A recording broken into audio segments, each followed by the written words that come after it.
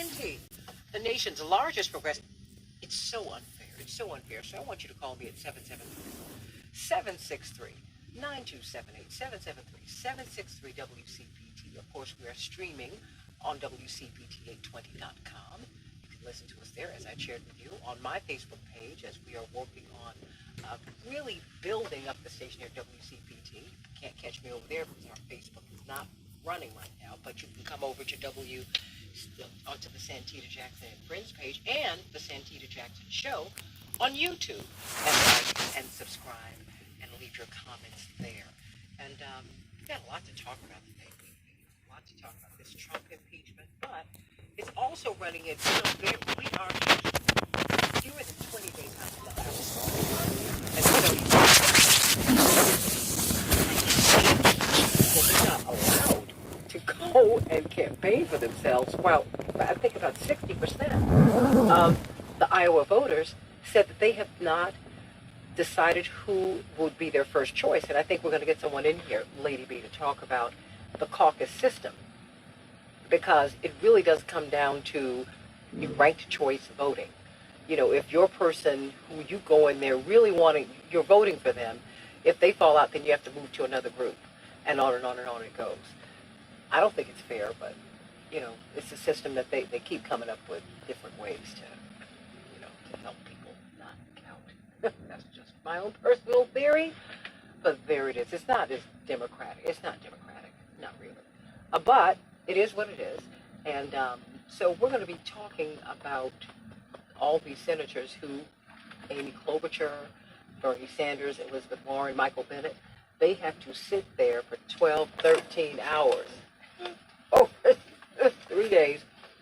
Not enough witnesses, no witnesses. You know, you're going to hear the House managers and the president's lawyers present his case, and then you vote, and then you might have some witnesses. Are you serious? Who does that?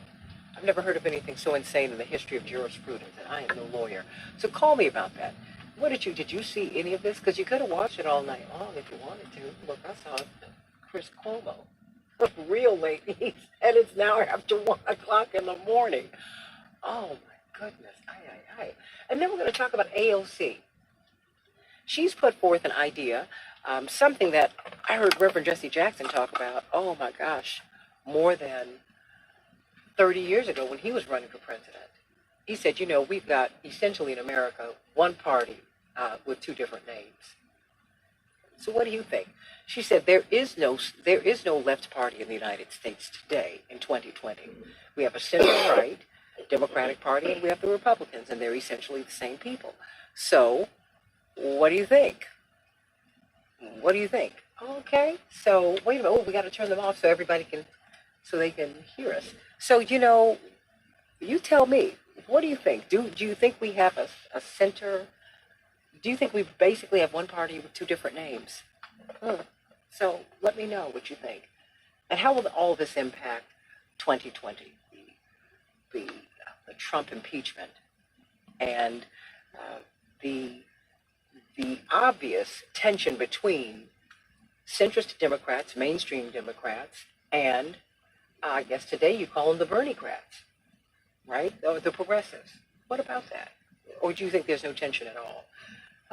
Hillary Clinton said, look, she really gave us some insider stuff. Nobody likes Bernie's people. All this stuff is just inside information. People dislike each other all the time. I don't care how much we're smiling on those stages. There are personal tensions. But you're trying to pull the party together so that you can have a united front in 2020. And she said, I'd have to hold out on voting for him. Well, she's dialed that back, and she said, whoever the nominee is, I will support them. I just wish she hadn't said that. I just can't believe she would say something like that. You're seeing a lot of mainstream, you're hearing stories about President Obama pushing back on Bernie's people and all of that. And I'm saying this is going to blow back on you all because the progressives are going nowhere. And if you keep pushing this way, they might not vote for the Democratic nominee. How about that? People will do that. And I don't agree with it, but it sure will happen.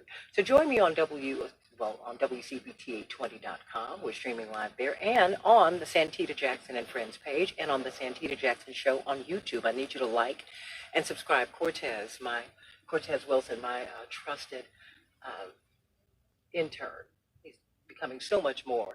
He keeps giving me the thumbs up every time I say that. So, Lady B, how you doing today? I am good. A little tired because I was trying to watch the impeachment trial. Even though you said you were not. Right. And I kept falling asleep, waking up, falling asleep, same thing. I'm like, oh my God. I mean, and just it got good at the end. Yeah.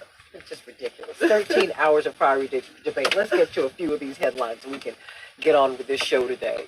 Oh boy, after 13 hours of fiery debate, the Senate finally adopted the impeachment trial rules. After a long day and night, according to NPR, of dueling between the House managers calling for impeachment and attorneys for President Trump declaring the articles of impeachment, as they put it, ridiculous. The Senate adopted a set of rules that will govern its impeachment trial. The measure was approved on a 53-47 party line vote after senators rejected 11 different amendments offered by the minority Democrats. They need to go back and come up with some rules about this. You've got to protect the minority, right? Those amendments called on the Senate to subpoena records and documents from various agencies, including the State Department, the White House Office of Management and Budget, and the Defense Department. The Trump administration had refused to turn over most of the documents to House investigators. What do you think about that, everybody? I mean, how can that be? How can the president not give the House its co-equal in government documents that they're asking for? This is wow. And you know, I love Common Dreams. According to Common Dreams, here is the headline: a fact-free sham trial perpetrated in the dead of night. Close quote. What do you think about that? Is this what this is? Wow. What do you think this? This was a specific characterization from Karen Hobart Flynn of Common Cause, which is a progressive organizing group. And she said, quote, any senator voting for this proposal to have this trial this way is voting to bring shame upon themselves and upon the United States Senate. The trial proposal would not necessarily allow witnesses to hear new evidence, to have witnesses, or even admit existing evidence from the House unless the majority of senators agree to it. Do you think it's a sham? What do you think? Call me. Oh, wow. Amid years of funding cuts, Lady B, to public health, the first U.S. case of China's coronavirus has been detected here in the United States. But this is what happens when you continue to cut public health, because guess what? I don't care how rich or how poor you are. If someone has a virus, and they're and we're on the same land and space, you can get it too. So, oh my gosh, this is not good news. And you know, did you hear about this Oxfam report? We're going to talk about this in the next few days. I found that the world has that 2,153 billionaires. They're wealthier than 4.6 billion of the world's poorest people. Now, I want that to settle in on you. In 2019, the world's billionaires, only 2,153 people had more wealth than 4.6 billion people. Most of those people are billion with a B. And most of those people are people of color, and they are women. They're women, and they're women of all colors. And so Senator Sanders has actually talked about it. He said we need a global movement to counter the greed of the billionaire class. Yeah, absolutely. Maybe that's a little bit of an oversimplification, but that having been said, now there's talk of trillionaires coming. And we talked about Hillary Clinton. She's gone after Bernie's people, but she's kind of dialed that back. But she would not commit to helping him win in 2020. She said, he is unlikable, and his people are unlikable. And they don't get along, and they don't get anything done. What do you think about that? What do you think about that? Well, she's dialed that back. She said, whoever the nominee is, I will support. I'm wondering if that will help. Well, the Supreme Court is allowing the Flint water lawsuits to move forward, and the officials are not immune from prosecution. That is good news. We need to get the former Mayor Weaver on to talk about that. Yeah. We had her a few months ago. Yeah. The former mayor of Flint, Michigan. Let's talk about that. And the Caribbean leaders. There is, you have AFRICOM, which is a military construct, and you have NATO, which is military. You have different parts of the world that come together and they organize themselves. So you have CARICOM. That's the Caribbean. The prime ministers of Barbados and Trinidad and Tobago, they are boycotting a scheduled meeting with the U.S. Secretary of State in a growing, it's a fight between the Caribbean nations who are open to improved relations with the Trump administration and those who have opposed talking to this administration on principle. Pompeo arrived in Jamaica on Tuesday, where he was set to meet 7 Caribbean leaders to discuss regional concerns, but the meeting represents a departure from formal talks between the U.S. and all of the CARICOM nations, the 15-member organization that advocates for their collective regional interests. So guess what? They said, if you don't invite all of us, we're not going. That is a bold move. We'll be talking about that, of course, before the week is out, because I think that we need to hear what these people what they're looking for. Now, these are not children. These are sovereign nations, everybody. Sovereign nations. So there's a push for some states to require people to disclose their HIV status to their sexual partners. What do you think about that, Lady B? I agree with that. Yeah. I think you should tell people. But, we'll talk about that. That'll be another day. And then, of course, the Panthers, well, they beat our Blackhawks last night. Tonight, the Bulls are playing the Timberwolves. Yesterday, the Dow closed down 152 points. NASDAQ closed down 18 points. The S&P 500 closed down 8 points. Today, we're expecting a high of 35 degrees. It is nice and chilly outside. Everybody, keep on. Hey, good morning, Michael Ann and Sierra. And let me see who else is over here.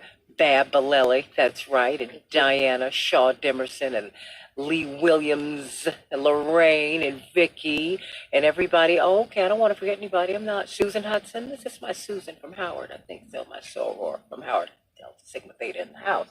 Okay, everybody. AKAs, welcome to Sigma Gamma Rho, Zeta Phi Beta.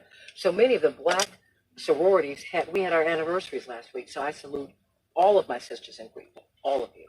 And all of my brothers in Greenville, too. Divine Nine. Love you all. All right, everybody. I want to bring up Dwight McKee and Charles Ellison so they can tell me what they think about this impeachment that some people are saying is rigged. Oh, my gosh. 13 hours. Charles Ellison, WURD Radio in Philadelphia. My brother, the B.O.B. note. I love it. He's one of the most brilliant journalists out here. And we've got Dwight McKee, a part of the family here. Well, both of you are part of the family on the Santita Jackson Show. Great social scientist. And everybody wants to hear what you all have to say about this 13-hour marathon that we had to live through last night. Let me start with you, Charles Ellison. Charles Ellison, did you get to bed last night? Well, I get to bed this morning, right? Well, how are you doing? Santita, happy to use so good talking to you. Good to hear your voice. Definitely, there are a few observations there. One is that, a lot of folks are pretty much convinced that this is a rigged process because we all know what the outcome is because of the partisan composition of the Senate, which is very unfortunate. That's very tragic. People should not have to feel that way if you're saying that this impeachment trial is actually it's supposed to conduct itself in a judicial or a judicious manner.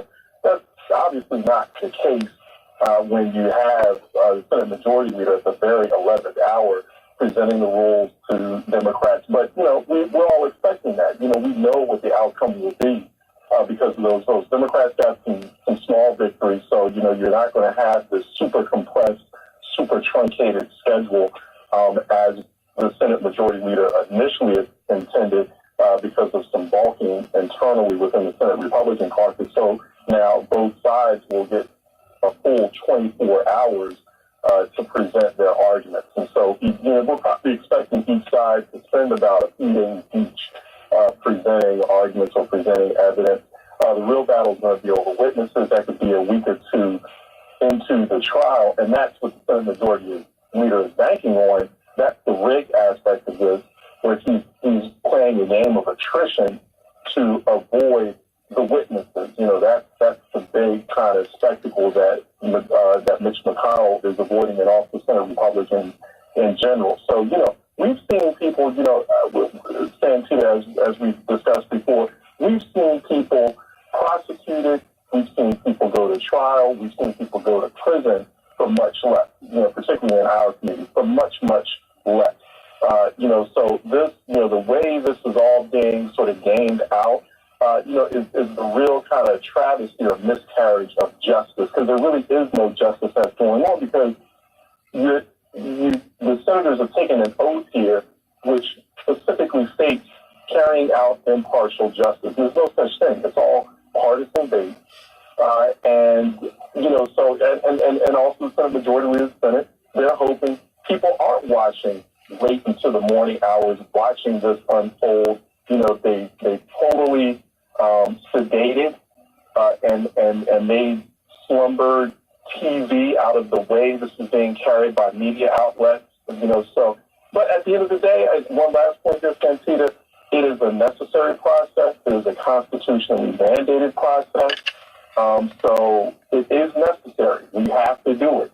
And just as much as senators have taken an oath, just as much as senators are obligated, they have a duty, a constitutional duty to do it, to conduct this and carry this out. We also, as Americans, we have a civic obligation to watch it and pay careful attention to it. So, don't let that dissuade you from watching this event unfold. It's not just a historic event, it's a very necessary event. Dwight McKee, I've got a couple minutes. Have at it. Very well said.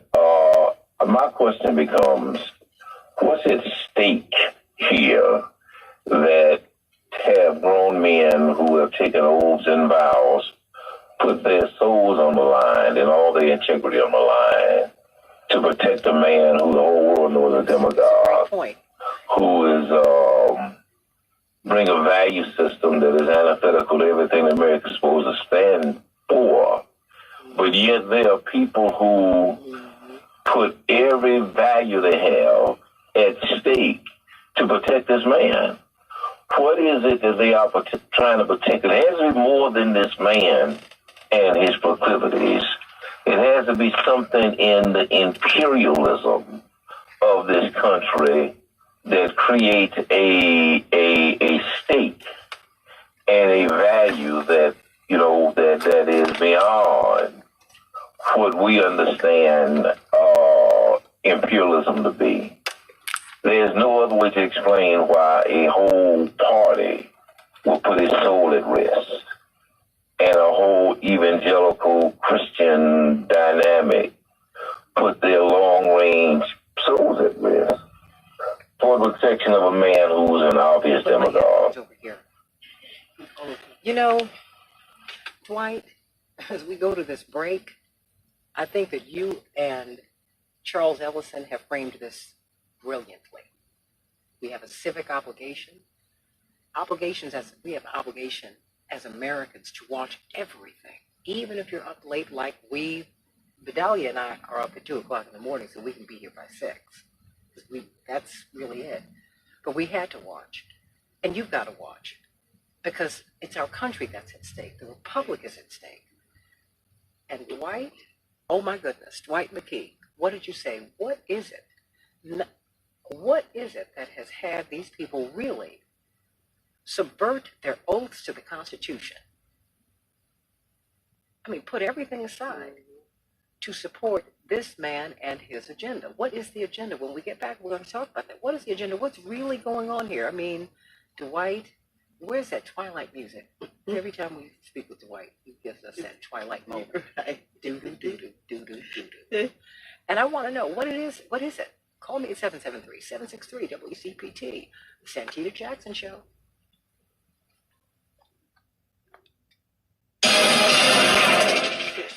Am I doing the right thing by telling people to like and subscribe? Okay. Like and subscribe and leave a comment down below. Okay. That is the best.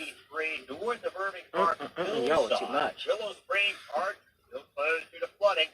83 at Willow Springs Road. Agents Expressway looks good.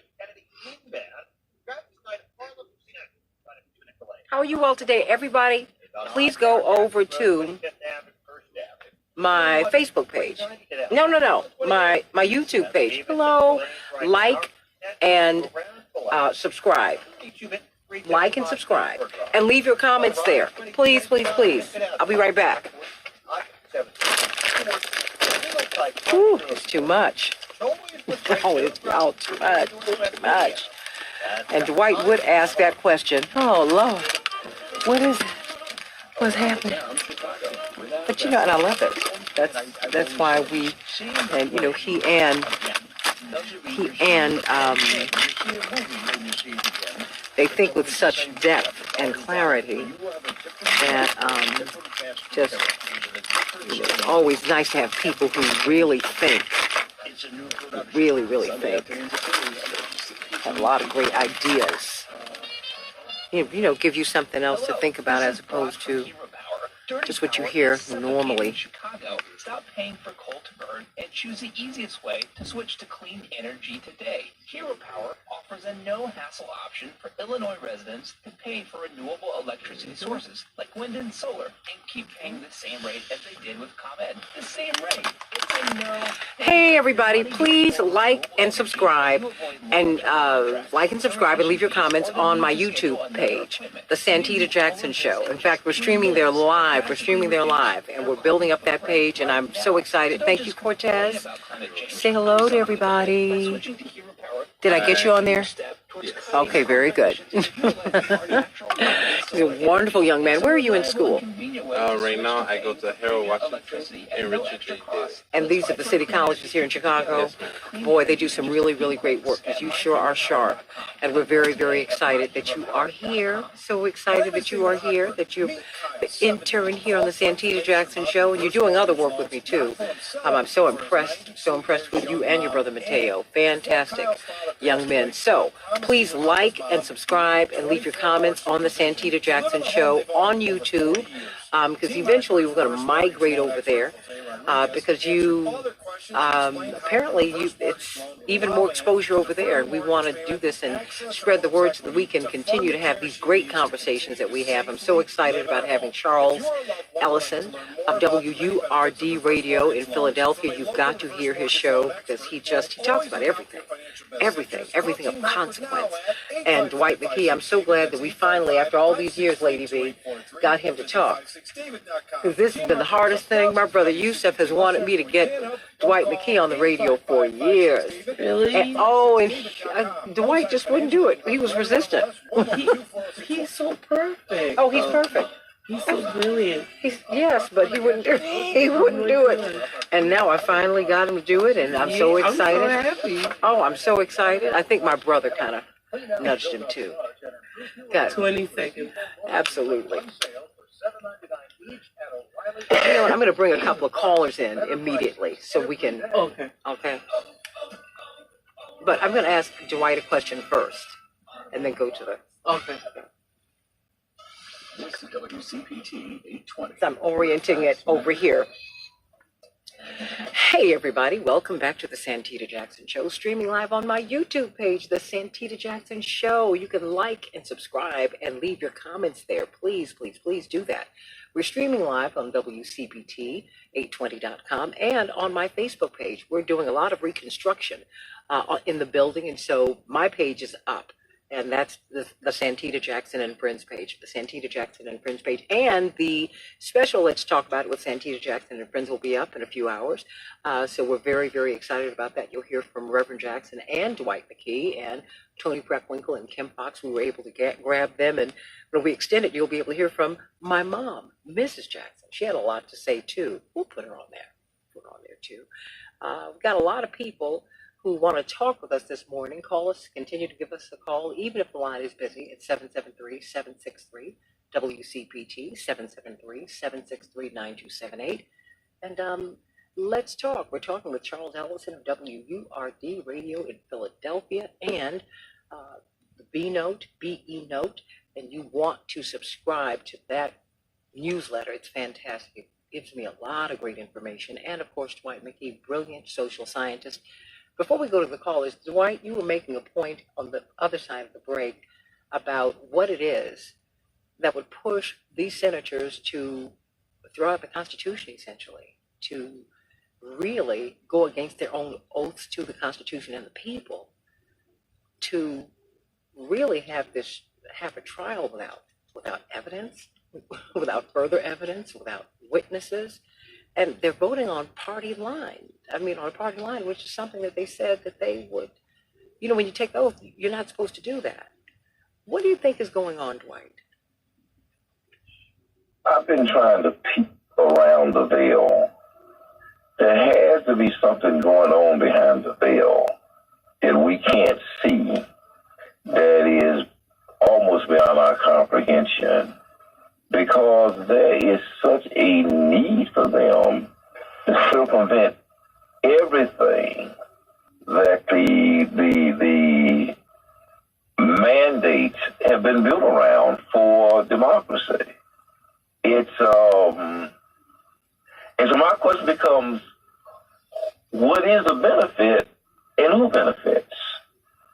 Why is this so important for them to maintain the position of this guy who is a profound imperialist, who is value-free, whose sole role is to, in terms of his process, is to extend the empire and protect the empire. And so I think we have to look at the components of the empire, which is a component of racism, of imperialism, of exploitation.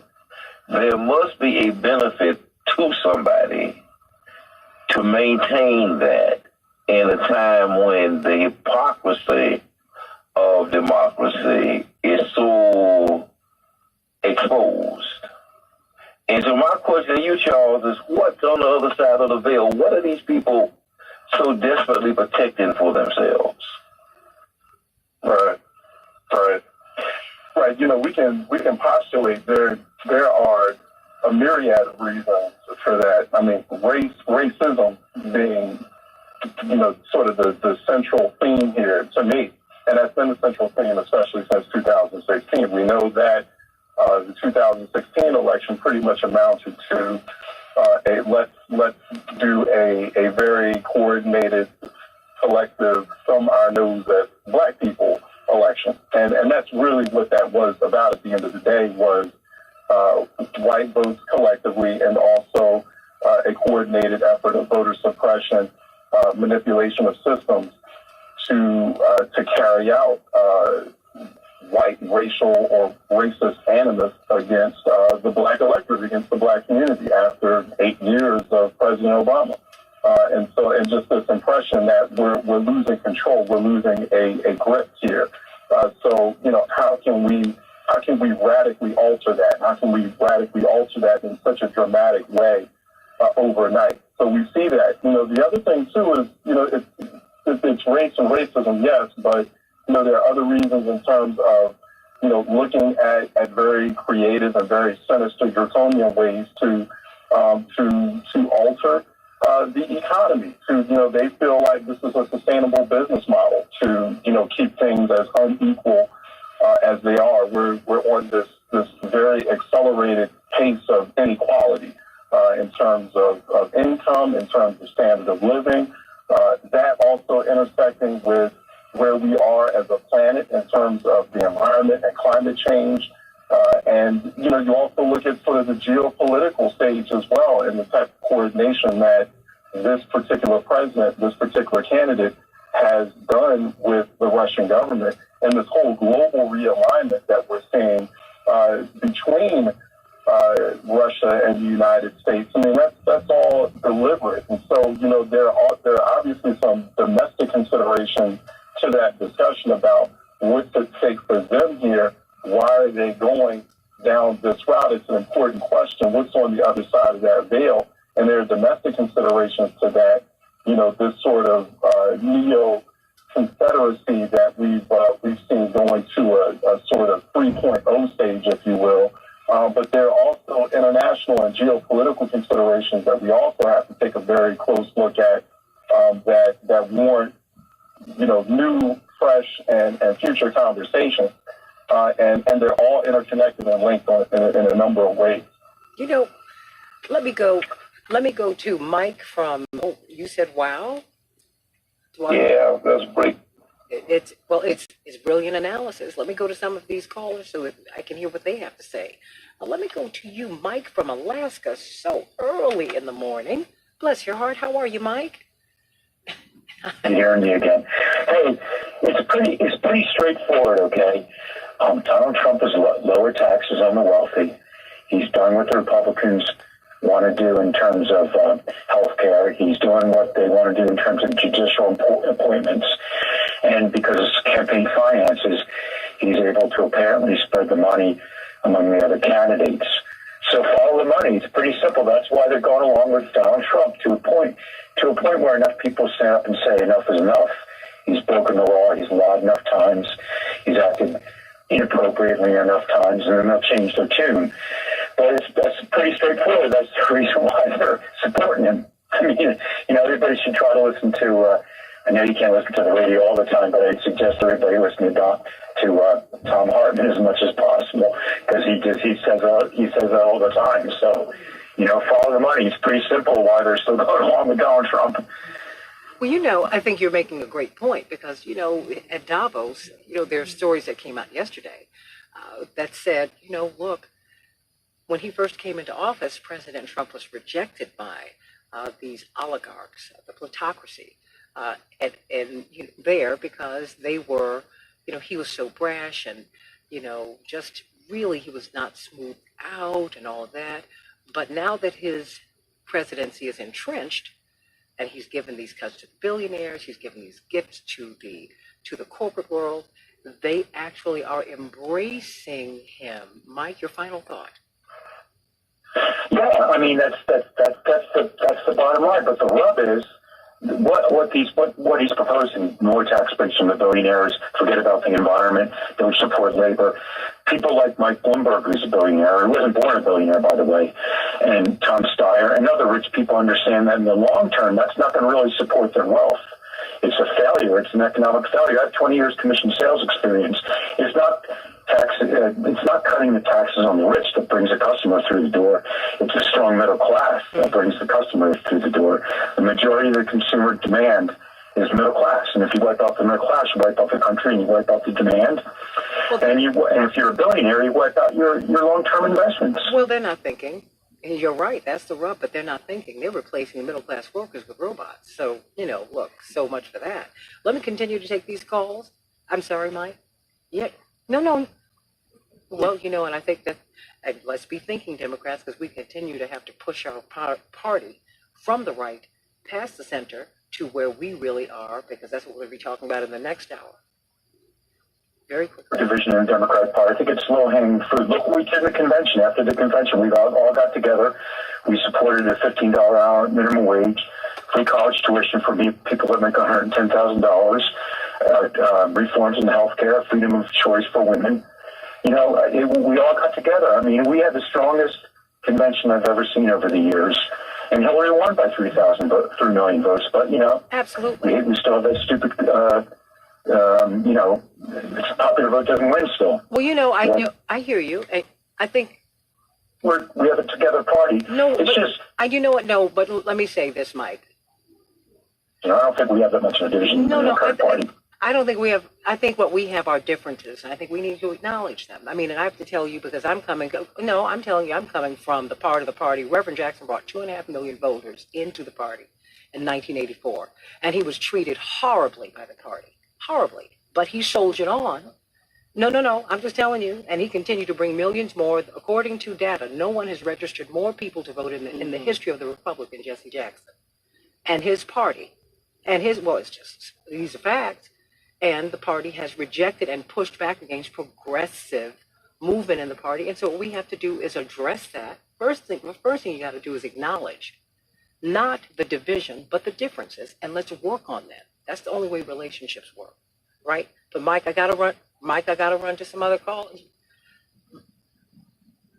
To a better place. And I supported Bernie and I supported Hillary. There you go. I know, I agree, and I did too. And Bernie came out of our campaign, so I supported Hillary Clinton, and I'm with it. I'm also with acknowledging differences, because kumbaya does not mean we're all the same. We don't have to be the same. You don't have to be just like me for me to love you or even to like you.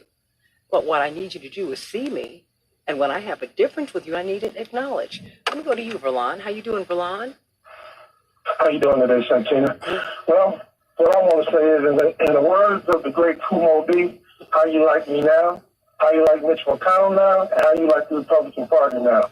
Now, I've been saying this for I don't know how long. Well, why don't we ask that about the people of Kentucky? Because you know he's under 39%. He's underwater in terms of approval. It's true. But the Democrats, they slaves that the Democrats just gonna walk all over the Constitution to get this man impeached and deny him all of his rights. And you think you're gonna get to the Senate, guilt shame them like a Schiff was trying to do and Natler was trying to do, try to guilt shame them into doing your work for you. Now, once you impeach, you did the investigation. You're supposed to have all the evidence. But like one of Jay Sekulo's lawyers said, you mean to tell me if you're a lawyer, you get here to this courtroom and you don't have all of your evidence, you will be censured and thrown out of every court in this country. The Democrats are just trying to get the Senate to do their work for them, and they're falling on their face, and every amendment that they put up got thrown back in their face, all that party line, just like how they impeached him. All that party line didn't get one Republican vote, and only on one amendment, Susan Collins, the Senate, and it was about time frame. But every other amendment was all party line vote, and it goes back to what I said a long time ago when I talked to you. It's all biased. Both sides are biased. This is just really a waste of time and taxpayers' money, and the president is going to beat it. So he's going to be impeached, but he's going to be exonerated, and this was all a waste of the taxpayers' money and the voters' time, because they're trying to remove a president that was duly elected by the people.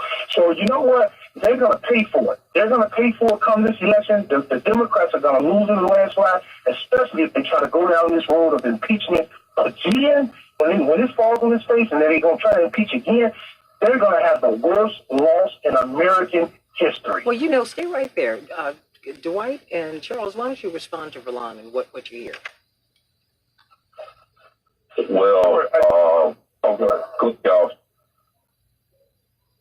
Yeah, just real quick, I just was going to say, I mean, the list kind of contradicts himself there. I mean, on one hand, he's saying, okay, well, or he's acknowledging that this is supposed to be carried out like a normal judicial process, and that the lawyers would undergo some sort of censure for the way that they're conducting themselves. So, he's saying it's supposed to be like it's supposed to act as a trial. But then, he's contradicting himself by saying, well, this is a political process as well. This is something that's been determined by partisanship. The way both Democrats and Republicans are managing it is political. So it's like, you can't have it both ways. It's either or. And just because we know what the outcome is, that doesn't mean that we shouldn't do this. We're constitutionally mandated to do this. Two, the caller is saying nothing about the actual abuse of power that the president clearly has carried out, the clear obstruction of Congress that has occurred. The caller is saying nothing about how guilty the president is, exactly what he's done. He's just talking about the process we're undergoing right now, and how long that process is.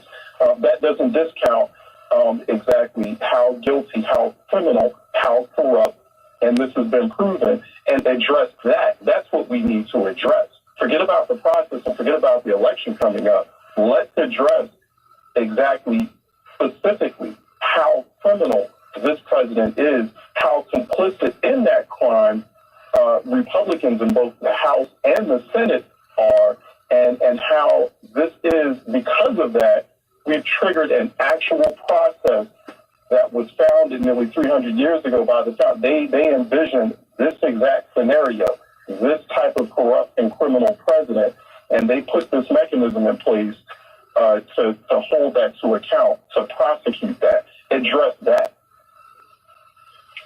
And you block the witnesses, you block the evidence, then you say, where are the witnesses, where's the evidence? It's such hypocrisy. Pam, mic drop on that. Pam, what's on your mind? It's Santita. I did try to see as much of the impeachment trial as I could, and I also heard Verlon. Now I'm going to say maybe a reasonably intelligent person. I don't know him, but when you hear that kind of analysis come from someone like him, I think we're in trouble. For me, under Trump, the Republican Party, for me, has now transformed into a political hate group. So my stance right now is I want every Republican out of office. And I'm very serious about this, Santita. The reason we're dealing with this racism, we know that it's profitable. It's been profitable for this country from its inception, and it's profitable today. Racism, institutional and individual. So I don't know how to get across to these people, but here's what I want to see. I want to see us start demanding Trump resign. He may not do it, but that shouldn't stop us from demanding it. So let's call legislators, let's call the opposition, and let's contact whoever we can. We really should be out in the street protesting. Why? When I hear... No, let me ask you this. Why do you feel that he should resign? Why do you think that we should be out protesting? What has got you? Because you are completely opposite Verlon, and there's a body of people out here who think and believe as Verlon does. And that's why, I appreciate hearing from him and from everybody, because, everybody's got the same 24 hours a day, and they have their own worldview. Even as I disagree with it, I think that protecting the Republic and the institution of the presidency is so important to protect truly our way of life as we continue to move toward becoming a more perfect union. I think it's very dangerous for a president to use the office for personal gain or for the gain of the people who he or she may be working with. I just think this is just beyond. And Santita, to just lie, not even try to, just out and out lie. So I've said before that the Republicans have a vision for this country, and so does the Democratic Party. They have a vision. It depends on what vision you think is going to, I guess, make the world a better place for you. And for me, it is not the Republicans. They went from George Bush, who almost destroyed the economy in this country, and then they went even worse. They went from bad to worse with Trump. So for me, that says judgment. And I know we can make excuses for Trump supporters, but I can no longer do that, Santita. You're free to vote for whomever you want to, but I can't make excuses. I never, ever want another Republican in office. And that's the way I feel right now. So I will be demanding that Trump resigns. And it's not about hating Trump. I'm not going to expend any energy on hating Trump or his supporters. But I am in vehement opposition because they're wrong. And then to the wealthy people, let the wealthy people stand up. Too long they admonish the people in the community. If you see something, say something. Well, all these wonderful people who love this Constitution, where are their voices? And I'm going to say this, President Obama, I would like President Bush to come out and call Trump out. There are very few people who are living who've been president, Santita. They know this office. They know what he's doing is wrong. It is time for all. Jimmy Carter came out and said he's an illegitimate president. He didn't get any press, no interviews, no one asked him. You have a president who said another president was illegitimate. Nobody talked. I didn't hear the morning shows talking to Jimmy Carter, President Jimmy Carter. Oh, Pam, when you look at the pictures of Jimmy Carter, the last picture that I saw of all the living presidents at that time, because George H.W. Bush has since passed on, they were all clumped up together. George W., George H.W., President Obama, who else was living at that time? And Jimmy Carter was off to the side. And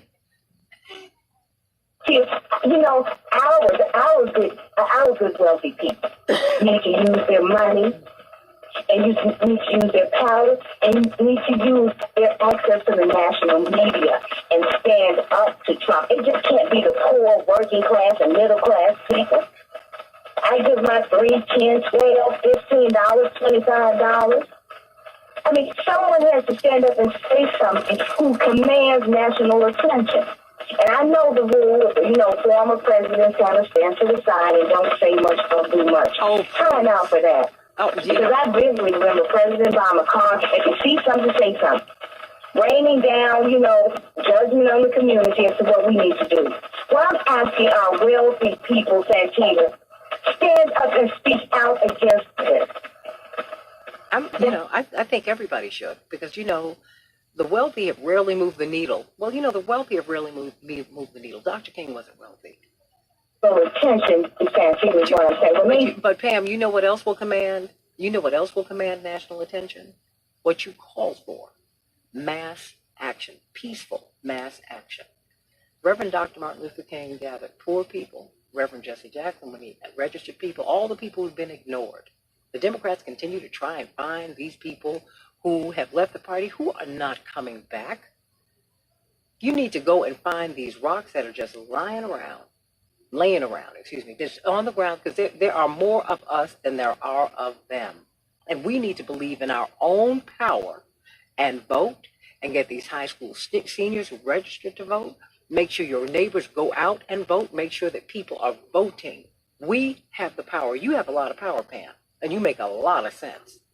Santita, I'm all in and I'm all for, but I'm just asking that everybody on every income level who claims to love this country and freedom and right, I'm asking all of us to do our part. I get it. I know I could do more. And I know we all could. But I'm just asking, Santita, those who don't have the financial burden, right? Yeah. I'm asking them to just put their money into some advertising, to some billboards. Just for all of us to come together and fight Trump. Because there's a vision the Republican Party has, and there's a vision the Democratic Party has. And lastly, Santita, Michael, we know that John F. Kennedy impacted a generation of children. We know that President Obama, the first black president, impacted a generation of children and young political operatives. Donald Trump has done the same. Yes. And that is dangerous, in my opinion, to this country. Well, there's a law of physics that every action merits an equal and opposite reaction, right? So we have to be mindful of that, understand that, and get moving. We need to understand the power that we have, everybody. Charles Ellison, can you stay with me a little longer? No, Dwight McKee is going to stay with me for a while. Sure, I can definitely do that. We can comment on some things. Do that. We're going to have David Maciotro, who's going to be coming up in a minute. Brilliant writer from Salon. He's got his latest book is Barack Obama, Invisible Man. But he has a book, I found out about it, that's going to be coming out in a few months. I Am Somebody, Why Jesse Jackson Still Matters. That's fascinating. But he does a lot of really brilliant political analysis. We're going to be talking about this impeachment. Call us at 773-763-WCPT. But we're also talking about AOC, Alexandria Ocasio-Cortez, who said the Democrats are center-right. We don't have a left party anymore in the United States. Meet me over on YouTube on the Santita Jackson Show. Like and subscribe and leave your comments there. Everybody's talking about it, Cortez. They're saying that, I'm going to go to YouTube because on YouTube I can link over to Twitter and to Facebook. Hey, so think about that. And Instagram. You can do everything from YouTube. So please meet us over there on the Santita Jackson Show. And everybody over here on Facebook, they're trying to coordinate so they can meet over there together. They like talking to each other. I love you, everybody. Stay right here on the Santita Jackson Show, WCPT 820, the nation's largest progressive talk radio station. Back in just a minute.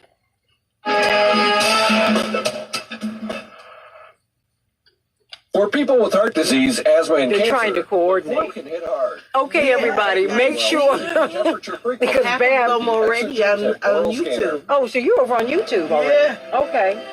This is a. Let me go on YouTube on my phone then. Oh my God. Okay. They have Okay. a conversation already. Okay, so you all I'm not in the conversation. Okay, I get it. I was, but now I'm out. Oh man. Okay. Well, that's Cortez. Why don't you explain to everyone why you wanted them? Before 2 o'clock this morning. They agreed to 3 On, days oh, of opening live, arguments, but okay. Republicans said no to Democrats' demands for more witnesses. Okay, we have 10 people watching. The That's president great. thinks So they're about beginning to move witnesses on over. testifying.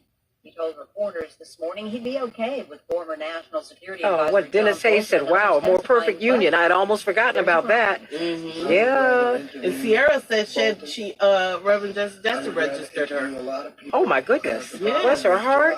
Good morning. Vidalia, good morning. You're She is just so, oh my gosh, what are we going to do with Vidalia? Lady B, Maria Rodriguez, hello. Sierra, Carib Queen, that's Lorraine. She said, Maria said, as for the circus being conducted by the GOP, shame, shame, shame, shame, shame. You're right. I'm not joking. And Dennis Hayes said about the world's billionaires, I'm never in favor of any kind of violence. No, we're not. But as I've been saying for years, okay, all right, Charles, I got you. You stay with us for a little while, okay? But if money was water, we would be blowing up their dams. Oh, Dennis. Now, Vicky says that it's much clearer. YouTube is much clearer than Facebook. Wow, okay. Great show. Thank you, Vicky. Because, you know, with Dwight McKee and Charles Ellison, I can't go wrong. And we're about to have David Masiotra, so please, you all make these guys make my job so easy. I just have to step back. Okay. And Sierra, you said Reverend Jackson registered you to vote at an event in Austin, Texas? Bless your heart. Wow.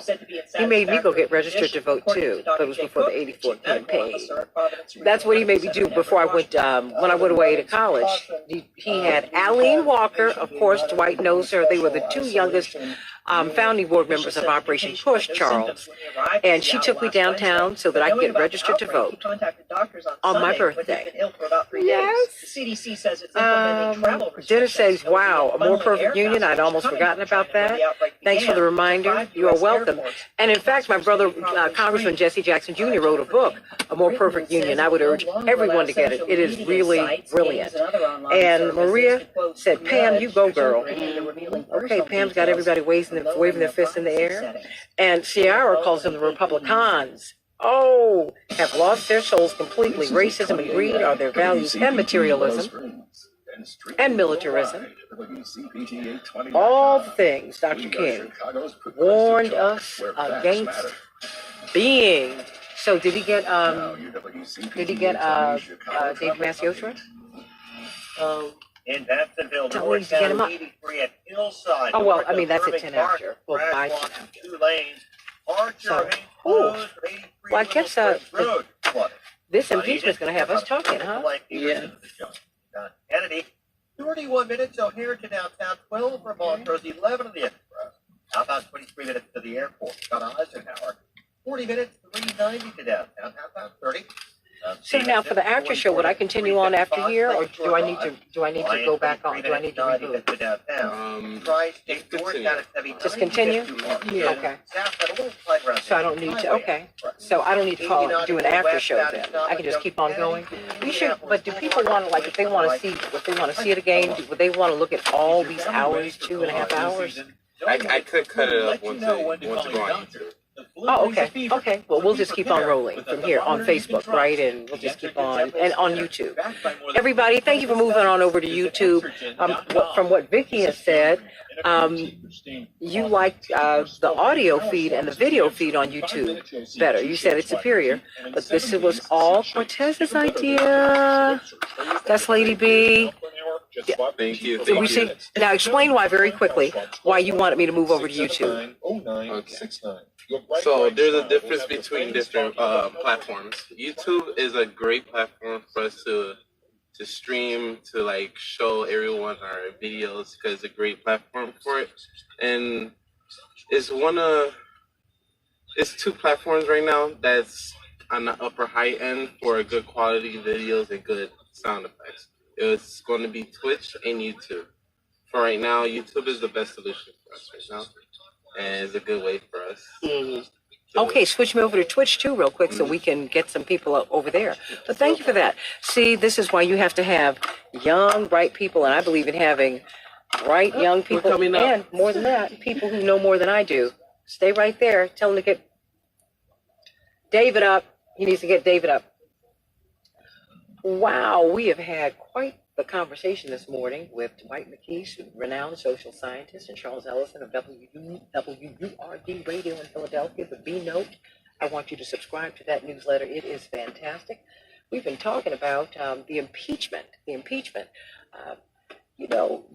My two brothers here on the radio, they have said, Charles said, look, it's your civic duty to watch this. I know it's going on late. I know it's a lot of hours. And, Mitch McConnell, quite frankly, and his cohorts gamed it that way so that you would not, it's running for 12, 13 hours at a time into the night.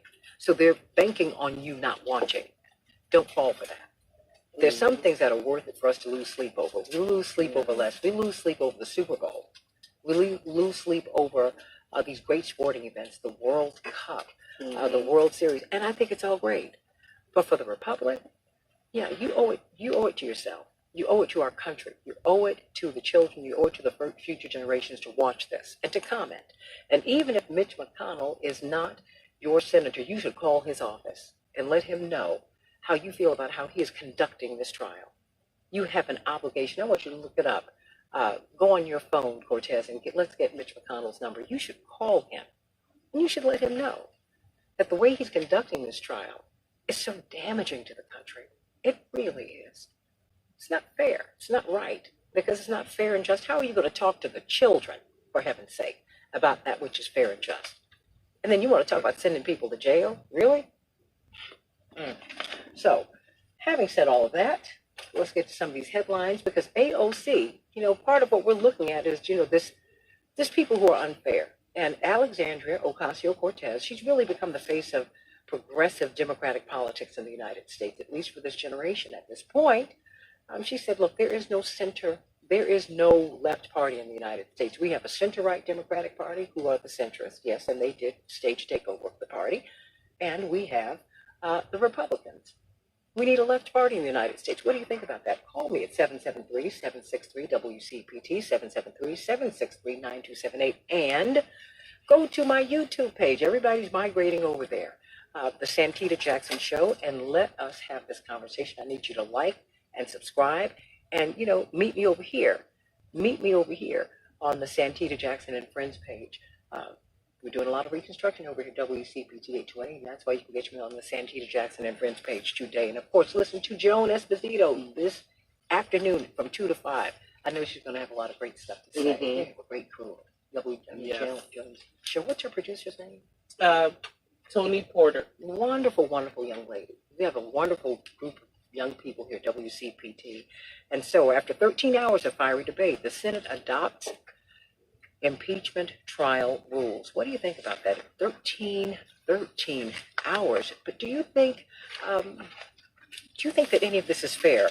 Common Dreams. The president reports that the president of Common Cause, Karen Hobart Flynn, said any senator voting for this proposal is voting to bring shame upon themselves and upon the United States Senate. The trial proposal would not necessarily allow witnesses, hear new evidence, or even admit existing evidence from the House unless a majority of senators agree to it. Well, they're going to allow evidence from the House, but you're not going to hear from John Bolton, maybe until after they voted on the impeachment. Is that fair? Is that right, everybody? Well, the coronavirus is here in the United States amid years of funding cuts to public health, according to Common Dreams. The first case of China's coronavirus has been detected. A staff member arriving passengers. Well, they have been watching the airport here in Chicago now, Lady B, Seattle, Los Angeles, and New York. Well, now it's in Chicago. Now people are looking. You're having to screen these passengers who are coming from the East, from China. Look, all these things, and don't blame China. We all have viruses, and many of them are deadly. So, because we don't have a fully functional public health system in the United States of America, it's hard to detect them, and it's even harder to treat. So much of that. What about universal single payer, everybody? How about that? Blaming the flawed and sexist capitalist system, the Oxfam report is out. It says that the world's 2,153 billionaires have more wealth than 4.6 billion people. What do you think about that? And think about this, everybody. How many of you would be able to afford to go to the University of Chicago in a couple of years? I ask that question because it will be one of the first university in the nation that will have a $100,000 tuition for the undergraduates. And they will be joined by Stanford and Columbia and many other elite institutions to follow. Wow. What do you think about that? This Oxfam Inequality Report, we're going to have to talk about that. Senator Sanders has called for a global movement to counter the greed of the billionaire class. What do you think about that? Do you think they're greedy or what? Well, Hillary Clinton has walked back her comments. Well, not her comments on Bernie Sanders. She says that nobody likes him, nobody likes his people, and nobody wants to work with him. She said he got nothing done. He was a career politician. It's all just baloney, and I feel so bad that people got sucked into it. Well, she was asking the Hollywood Reporter, would you support him? I have to think about it. Well, now she's walked that back. She said, look, anyone who becomes the nominee of the Democratic Party, I will support. Do you think she's going to run? We might have a brokered convention, and she might be the consensus candidate. What do you think? She's going to run. Okay, all right. The Supreme Court is going to allow Flint water lawsuits to move forward. Officials are not immune. Wow. That ought to be interesting. And the CARICOM leaders, the Caribbean leaders, are boycotting U.S. Secretary of State Pompeo. He cherry-picked the leaders he was going to meet with from CARICOM. And so the CARICOM leaders are saying, no, you can't come here and meet with some of us. You got to meet with all of us. Don't play us. Wow. And the Barbados Prime Minister has said, Mia Amor Motley, she said, you know what, the Caribbean has a story to tell, and we should tell it. Wow.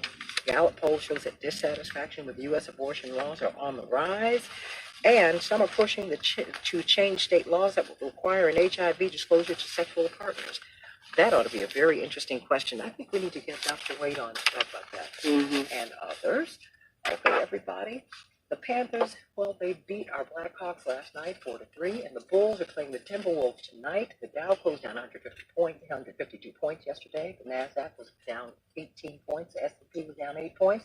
We're expecting a high of 35 degrees here in Chicago today. Meet me over on YouTube, The Santita Jackson Show. Please like, subscribe, and leave your comments. You're having a conversation over there right now. We're streaming live on not on WCPT on Facebook. No. We're live streaming on WCPT820.com, so you can hear the audio there. But if you want to see us, you can also go to Facebook on the Santita Jackson and Friends page. But start on YouTube on the Santita Jackson Show, because then you can get over to Facebook, Twitter, Instagram, everything.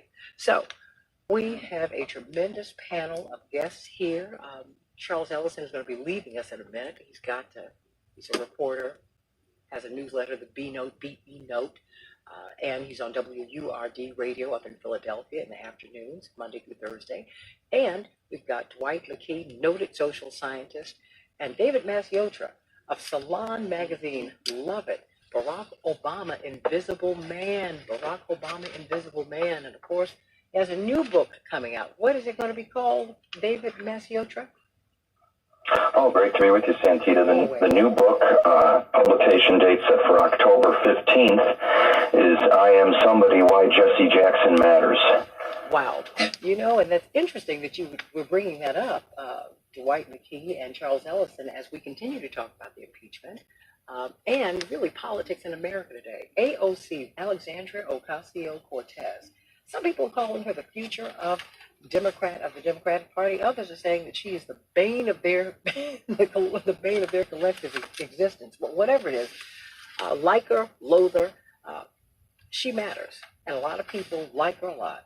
And she said, she started off by saying that she and Joe Biden shouldn't be in the same party.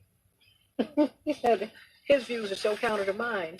I don't understand why we're in the same party. But then she went a little bit further. She said, look, we do not have a left party in the United States anymore. Not today.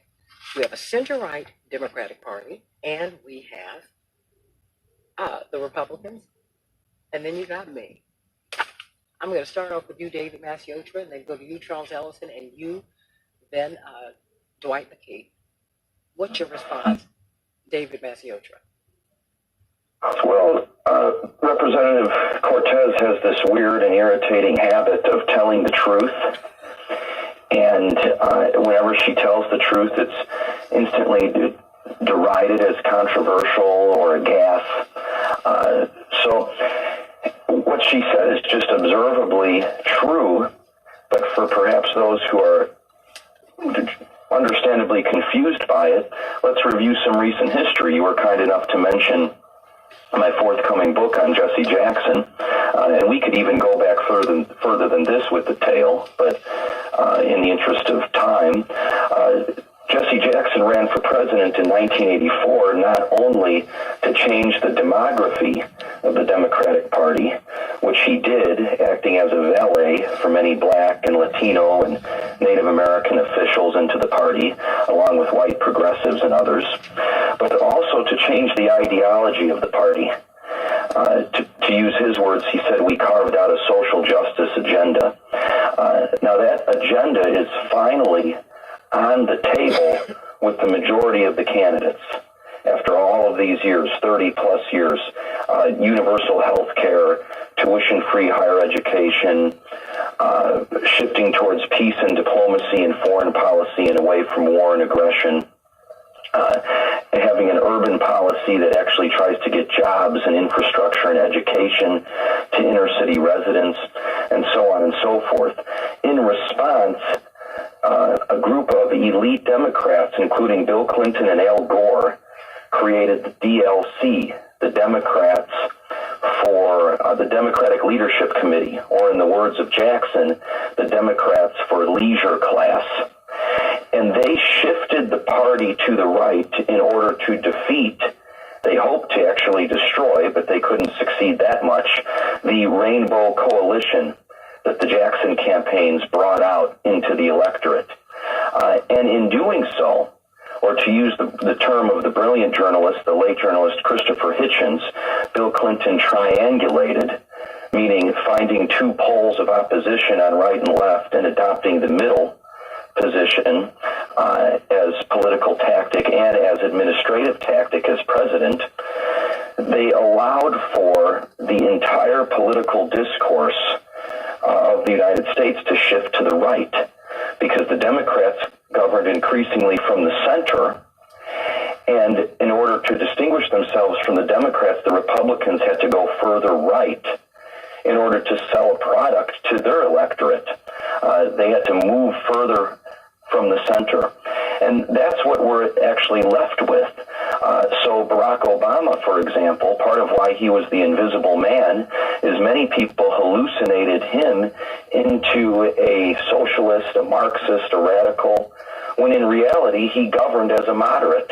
On his best day, he was slightly left of center, and on many days he was a centrist. And on some days he was slightly conservative.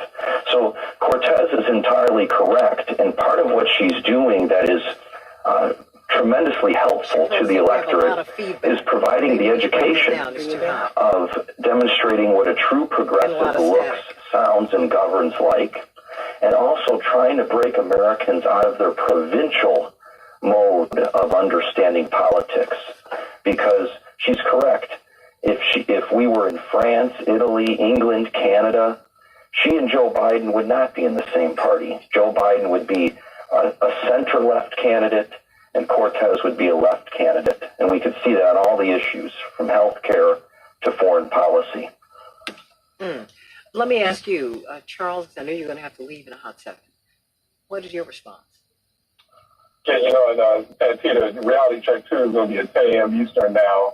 It's midday. I'm hoping I can get you or Brother McGee on this morning around 10:30 or so. But, you know, absolutely, and I'm going to volunteer David Massiotra, too. So there you go. You got it. Excellent. So we'll work that out behind the scenes. I hope that can happen this morning. I know it's short notice because there's some great conversation going on here. But, I definitely Cortez gets extra points for, channeling that Gen Z energy. And that's important, that millennial and Gen Z energy, and getting them activated ahead of this election, and also thinking of like what the sort of 5 to 10 year political business plan will be.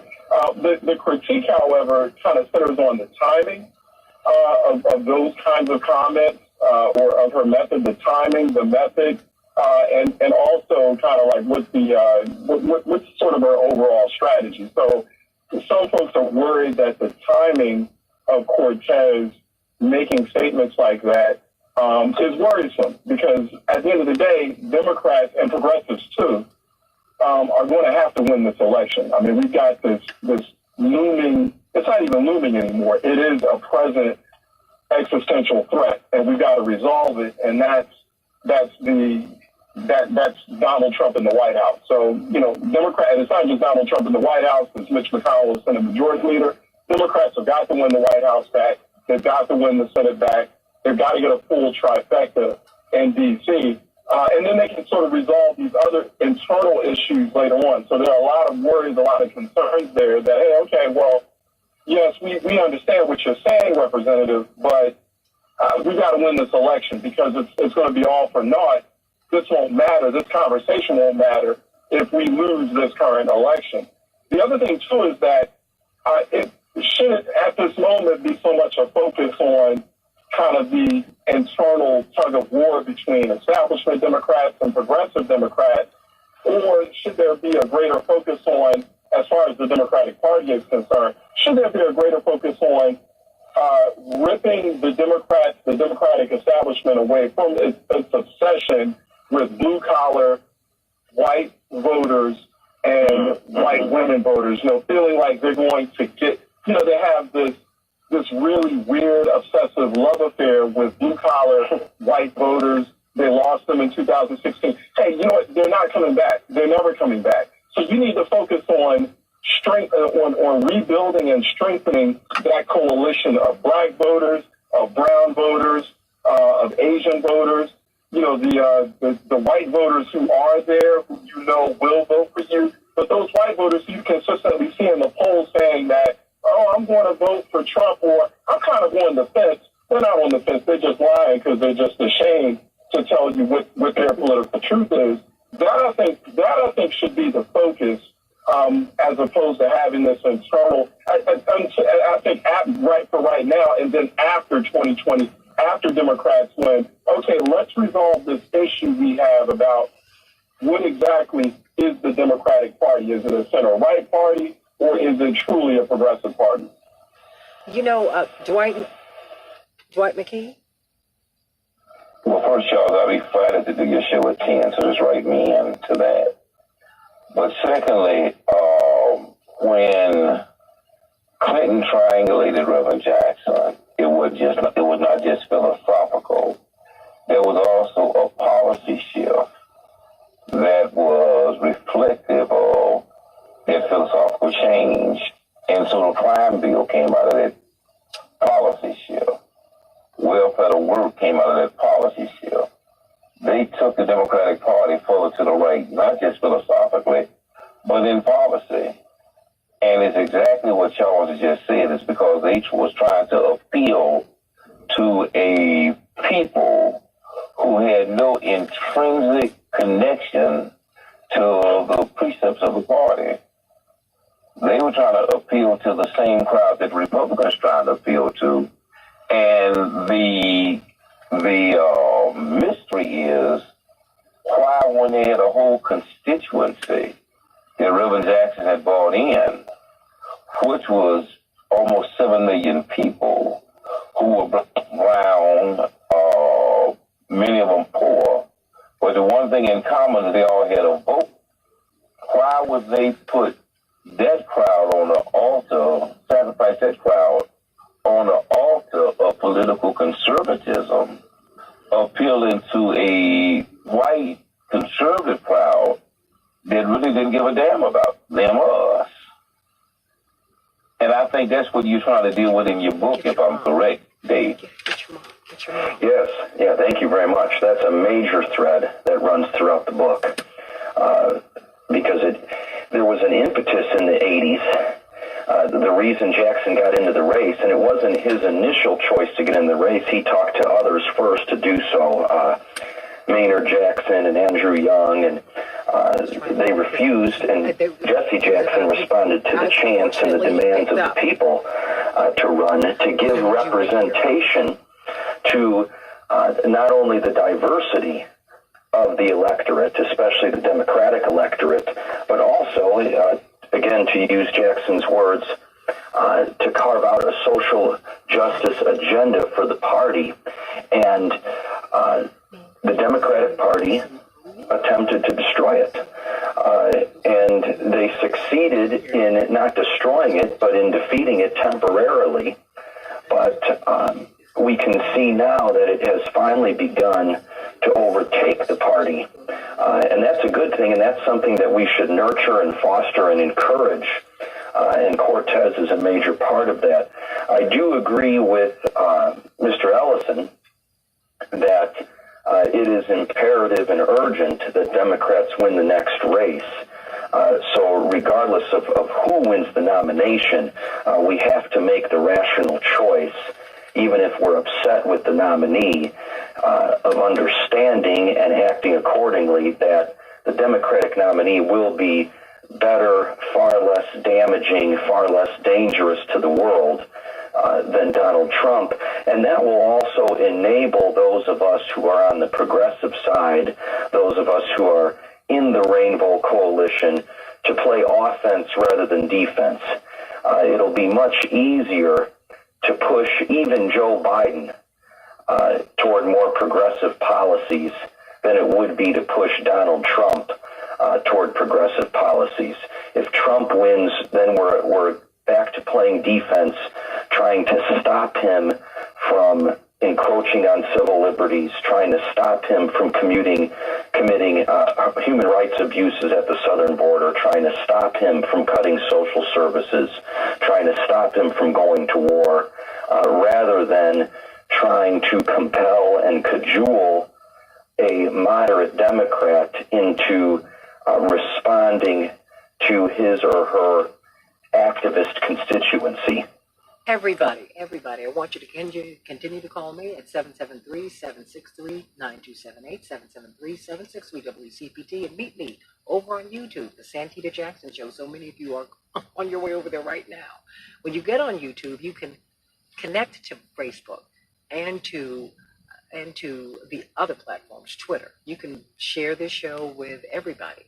Before I'm going to get you on the other side of the break, Dwight, because you're going to be with Charles Ellison on WURD Radio up in Philadelphia. But Charles, I know you're about to leave. I got a minute before the break. What's your closing thought? Yeah, I just one thing, going back to what a listener was saying earlier, Santita, about protesting. I think the other most important thing that people can do this year is the census. I think actually the census, the 2020 census, I'll be very frank here or blunt, is the ultimate form of protest. If you cannot go out on the streets, you can participate in, you can encourage everyone on your block to participate in that census. We had very devastating and destructive undercounts in the 2010 census. We are projecting, Urban Institute projected 3 to 4% percentage undercounts of Black and brown populations in the United States. That's deliberate. And so, we have to show that we matter, we're counted. There's a lot of political power and money and resources at stake with that census. I would argue that that is the ultimate beyond. Obviously, the 2020 vote is important, but the two most important, crucial political things that you can do this year is make sure you participate in that 10-question census and you get registered and you turn out to vote. Absolutely. Everybody's going to be joining. Now, see, this is what happens, Charles. You're going to take my guests. But he's on from 10 to 1 on WURD. That's Eastern Standard Time. So that's 9 to 12 here in Chicago. So, of course, Dwight McKee will be joining him shortly. And David Masiotra, if you have time, you too. Everybody, please join me on YouTube on the Santita Jackson Show. More and more of you are joining it. Like and subscribe, and please leave your comments there. We're having a great conversation about left-wing politics in the United States today. David Masiotra, boy, you are laying out the history. More on the Santita Jackson Show, WCPT 820. Back in just a minute.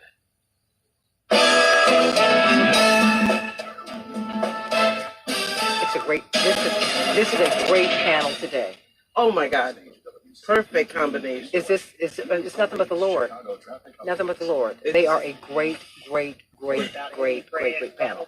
It's not our feed. Because I checked. Okay, no, it's always good to check. I checked up there, and then I checked the feed back there. I was like, where's that coming from? You know what? I'm just glad that we got the message, because it's always good to know what they're experiencing. And I appreciate that they're like letting us know and helping us out. Absolutely. And thank everybody.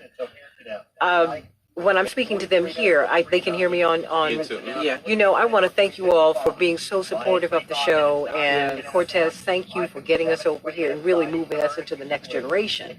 And you've been such a blessing, such a blessing.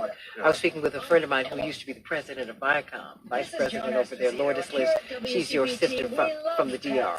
Sister from the DR. And absolutely, you know, because... You know, we do need to be on Facebook and on Twitch, but we're moving to YouTube, everybody. And so as soon as I started moving to YouTube, it seems like everything I've been doing, if I've been singing, if I've been on other networks, all that stuff has just been feeding into that Santita Jackson Show YouTube page. So thank you for that. And so tell everyone to like and subscribe and put your comments on YouTube. That's what we're going to that's going to become our hub. That's what we're doing. We're making it our hub. And I'm also going to do that for Reverend, for Keep Hope Alive, which, you know, I host, co-host and write. So we got a lot of people who want to call, who want to talk with us today. And we're going to have them do that. People are calling in. And of course, we will just keep streaming here. So that we'll be on the after show for about 15 minutes. I'm going to have to, because I'm going to keep Dwight McKee with me for a minute, but I've got to give him a bit of a break because he's going to be on the radio in Philadelphia at 9 o'clock Central Standard Time. I'm really excited. Can we speak with Dwight real quick over the loudspeaker? Yeah, I should be. Okay, and David Maciotra. Go ahead. David and Dwight? Oh, they're on. Wait a minute, no, you got to speak up, honey. I can hear you. Would you like their voices on YouTube? Yeah, absolutely. Okay. Dwight and David? Dwight and David? I can't hear them. That's okay. It's okay. But yeah, absolutely I absolutely want their voices to be on YouTube. When we're on the air? No. Oh, just even we're off? Yeah. I understand that the mic is hot. I'll ask you. Okay, we need to bring this down. But we've got a lot of people who want to talk with us today. But I'm going to go back to 30 seconds. Okay. Thank them for all of this. But there simply aren't enough people giving blood. Without more donors, if they can subscribe to, very important to subscribe. Needs people to help restore the A's, B's, and O's. Okay, we gotta get that subscribe. You are the missing type patients need. Visit Red Cross Okay. /missing types or call 1-800 Red Cross to make your donation appointment today. So far right now, no one can hear us. Huh? Okay, so far right now, no one can hear us. Okay, perfect. Hey everybody, welcome back to the Santita Jackson Show. We're streaming live on YouTube on the Santita Jackson Show. That way you can link into Facebook and to Twitter and Twitch and Instagram, anything you want to do. Just go over to Facebook, on to YouTube. I have to retrain myself, everybody, to the Santita Jackson Show. We're streaming live. Everybody said that they love the audio over there and they love the picture, so hello. We've got a wonderful, wonderful group of guests. Indeed, my producer, Vidalia Tejeda, said, you know what?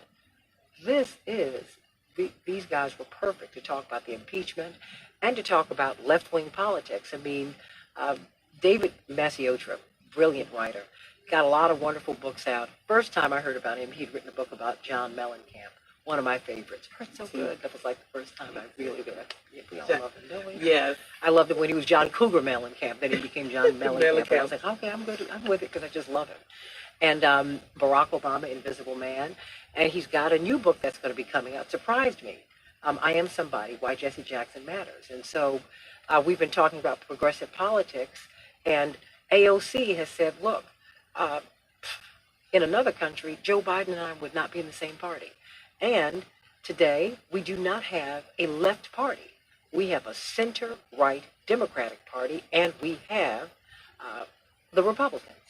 And that is absolutely true. And thank you for laying out that history. And Dwight McKee, who's lived so much of the history and who's been part of it, he's a founding board member of Operation Push, that he's worked very, very closely. He and Reverend Al Sharpton are like brothers. And he's like my parents. Would you see baby brother, babysit? I don't know, baby brother. I guess so. you're my mom and dad's baby brother. Because you met them when you were 15. And I think my mother was 19. Oh my gosh. Wow. My mother was 19 or 20. Unbelievable. That's a long time ago. So you know what? You were about to say something, Dwight, and I'm going to get another comment from David Masiocha before we go to these callers. Is that, and so we also need a policy realignment that has to come up, because what Clinton did, and when they triangulated, was they took the bow out of the rainbow and just left us the rain. And so what we have to do is to really realign our policies to go back to where Reverend Jackson was trying to take us, which was a more progressive, more effective, and more democratic political orientation. That Clinton, again, sacrificed on the altar of republicanism, trying to appeal to a new base. What he did was just became a glorified Republican Party with a Democratic handle. And you know, Dwight, I have to say this. Let me jump in right here, and I want you to, give me more comment, because, and it was also with the cooperation, unfortunately, of Black people, because Clinton appealed to us culturally. And I say this to fully disclose, I like him a lot, and I did sing the national anthem at his inauguration in '97. I was honored to do that. That having been said, the triangulation did bother me, and not just the rightward shift, because they sent Al Gore after Reverend in '88. And because he was so strong, and David will put this in the book, I'm sure, he unexpectedly finished first and second on Super Tuesday, which was created by the Democrats in '84 to take him out should he run in 1988. There's always the oligarchs of both parties, let's just say of the establishment party, because there's two different parties who are the establishment, one establishment. They're always pushing against progressive politics, right?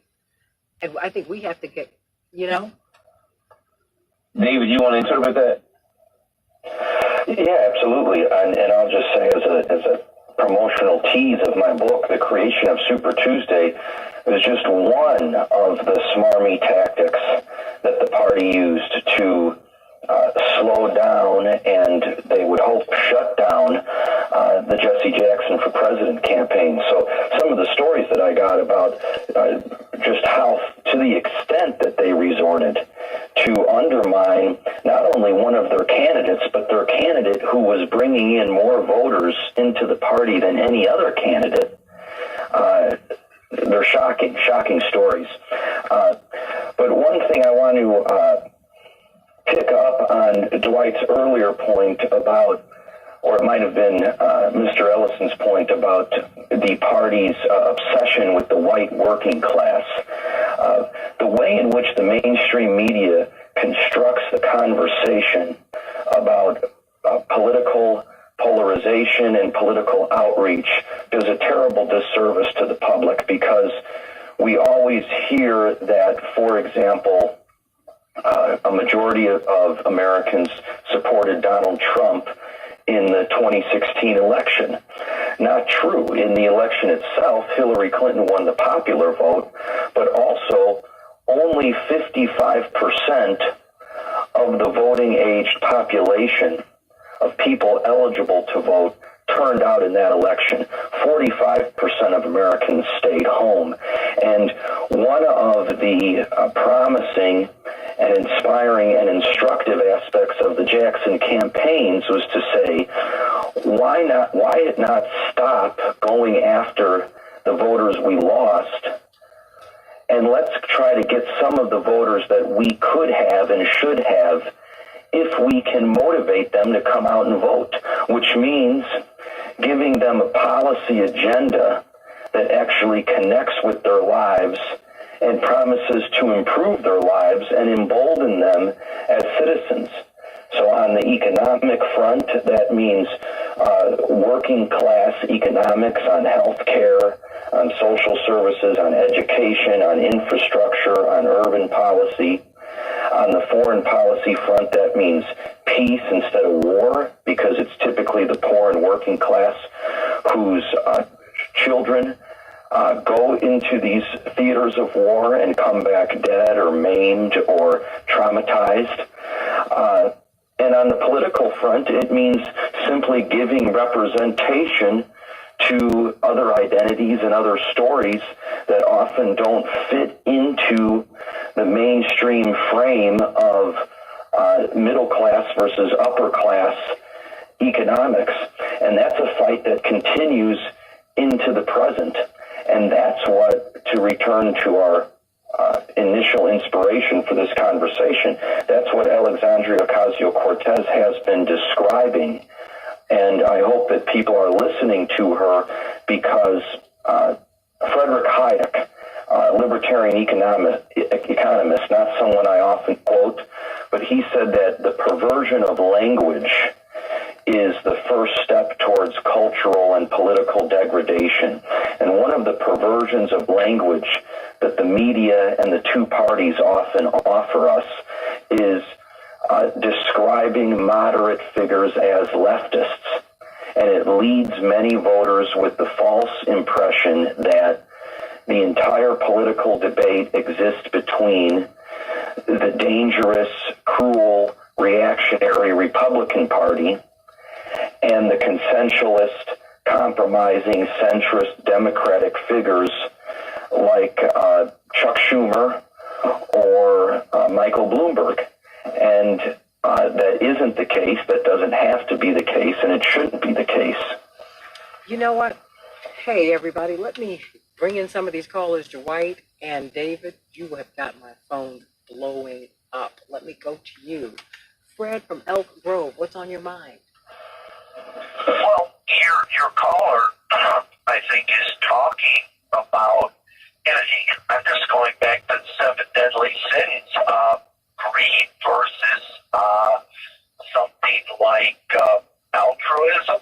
And I don't know how you address the basic greed that I think Trump plays to. Also, there's a greed of wanting to marginalize those his supporters see as different. It can be by skin color, it can be by religious creed, it can be by sexual identity. And I just think that the demographic trends are the only thing we have to look forward to, those demographic trends that portend or predict that people of color will be in the majority in the United States in the 2040s. And I think the 2018 elections were an harbinger of that. And I'll take my comment off there. So what do you think? What about the greed and the materialism as we are on Martin Luther King, we're in the birthday season. What do you think about that, Dwight and David? Well, I think that's not just greed, it's also fear and also racism. The birth of the nation was kind of set off the new Ku Klux Klan back in the 20s. And the theme of it was that at some point blacks would rise and have power and position in politics in the South. And in that would have an access to a white woman and access to the economy and things that normal people have in a democracy for reasons because of fear and racism. They felt that we just were not worthy of, and somehow that would become a prelude to the end of the planet. I think that because we're so marginalized in the minds of a lot of white people, and they have a kind of Planet of the Apes mentality about us, that they subconsciously operate in a fear that we're not just citizens who are fighting for democracy, that we are beasts that are trying to take over their world. And so I think we have to address that, not just in terms of greed. Greed does play a role, but so much of that is fear and trepidation of black people in charge. I said on your show Monday, Santita, that even the most liberal of the white people, whether Democratic or Republican, whether rich or poor, whether capitalism or otherwise, Christian or otherwise, even the most liberal of white people believe that they ought to be in charge. And so how do we get around that? How do we get around that I am a man, I too am a man mentality? Charles, help me with this one. Well, David Maciosha, I heard you react to that before I can even get to the callers. And Chris from Wheaton and Robert and Tim and Ed and Ron and everybody else, I promise you we're going to get to you. Why did that stir up something in you? Well, Dwight helps us unpack and undress one of the prevailing myths of the 2016 election, which is that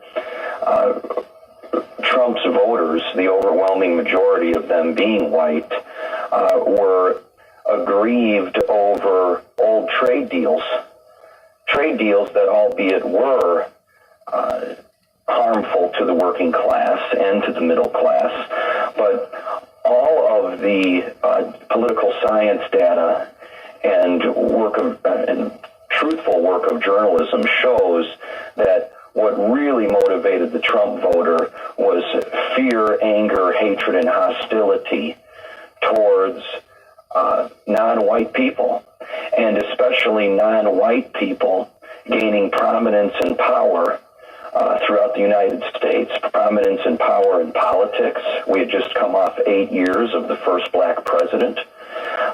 Prominence in power culturally, and a reaction to the demographic changes to which the caller referred, that many large cities such as New York and Los Angeles and Las Vegas are now what sociologists call majority minority, and the entire country is going that way. And we have white people who do not want to surrender their notion of superiority, and more to the point, because this is how it manifests in politics, are unwilling to surrender their authority, galvanizing around a man who really isn't qualified to sit on the student council at a junior high school, but they're willing to put the country at risk because their notion of racial identity and authority is more important to them than the future peace and prosperity of American democracy and their duties as citizens, which, all ideological differences aside, progressive versus moderate, capitalist versus socialist, the duty of the citizen is to care for the country, to see that the country thrives and presents an equal playing field for all of its people. That is what is at stake and in danger in 2020. And also the issue of materialism came up. We should remember that Martin Luther King identified greed and materialism as one of the triple evils threatening the future health of the planet, alongside racism and war. And all we have to do, unfortunately, is look at the headlines or watch a few minutes of CNN and see the brush fires in Australia and the increasing danger throughout much of the world, to see that Dr. King was a prophet in his time and a prophet for our time. And as we continue to ignore his warning, we continue to dig our own graves. You know what? Let me go to some of these callers. Dwight, you wanted to say something? Well, let me grab a couple callers. Okay. Oh, both of you are just brilliant, and you've got everybody stirred up this morning. So I want to hear from people so that they can hear from you. Very quickly, Ed, what is on your mind? Hi, Santita. Yeah, let me say your caller, your guest, David, is absolutely right. What happened with the Democratic Party was when Bill Clinton came along, they were fighting for their very survival. 8 years of Reagan and 4 years of Bush, they were wondering if they'd never ever have another Democrat in the White House. So we voted for one. And what did we get? We got an establishment Democrat, and you're in the same exact situation now that you were back in 1992. If we vote for, say, Joe Biden, and I will if I have to because Trump has got to go, we're going to get another establishment Democrat, which means nothing's going to change in the party. Now, let me real quick give you two of the most important issues in America today, and you'll notice nobody is talking about it in the debates. Number one, homelessness. I say it's the number one problem in America. They're not even mentioning it. The only one even close to it is Andrew Yang with his freedom dividend, but it's not only for the homeless, but it should be for the homeless. Either give them some place to stay free or give them $1,000 a month. The other one, the only one candidate will mention it, the immediate ending of our Middle Eastern wars, Tulsi Gabbard. Nobody else will mention it because they're too much like Republicans, and that's why guys like me are skeptical of putting the Democrats back in the White House. We'll get another establishment Democrat, and nothing's going to get done. Thank you very much. Thank you. Let me go to Ron. Ron, what's on your mind today? Oh, well, no. Oh, Ron, hold it. Stay right there. David, why don't you were going to jump in? Yeah, yes, sir. Yes, Mr. Ron, hold on one moment. David Masiotra? Just very quickly, because I want to hear Ron's thoughts, but I want to say to the caller, even though I share his frustration with the establishment of the Democratic Party, the situation he predicts doesn't have to be what happens. If we all vote for, say, Joe Biden, and then go to sleep for 4 years, then that's what we will get. Mm-hmm. We'll get centrist moderation and we'll all feel disappointed. However, if we all vote for Joe Biden and then go home and construct activist networks or contribute to activist networks that make demands on President Biden and on other Democratic officials, then we can succeed in pushing the party toward a more progressive orientation. That happened in the late 60s and in the 70s. It happened in the 30s with the labor movement. And it could happen again. So if Biden is the nominee, let's all make the minimal effort it takes to vote for him, prevent the disaster of a second Trump term, and then hold him accountable to the promises that he'll make in the campaign to ensure that he doesn't backtrack. Mr. Ron, your thoughts? Good morning. How are you? Good morning. And couldn't agree with your guest more. I want to emphasize one thing. I have 7 grandchildren, all of whom are of voting age. My appeal is for everything they said, but young people, this is going to be your world. Mm-hmm.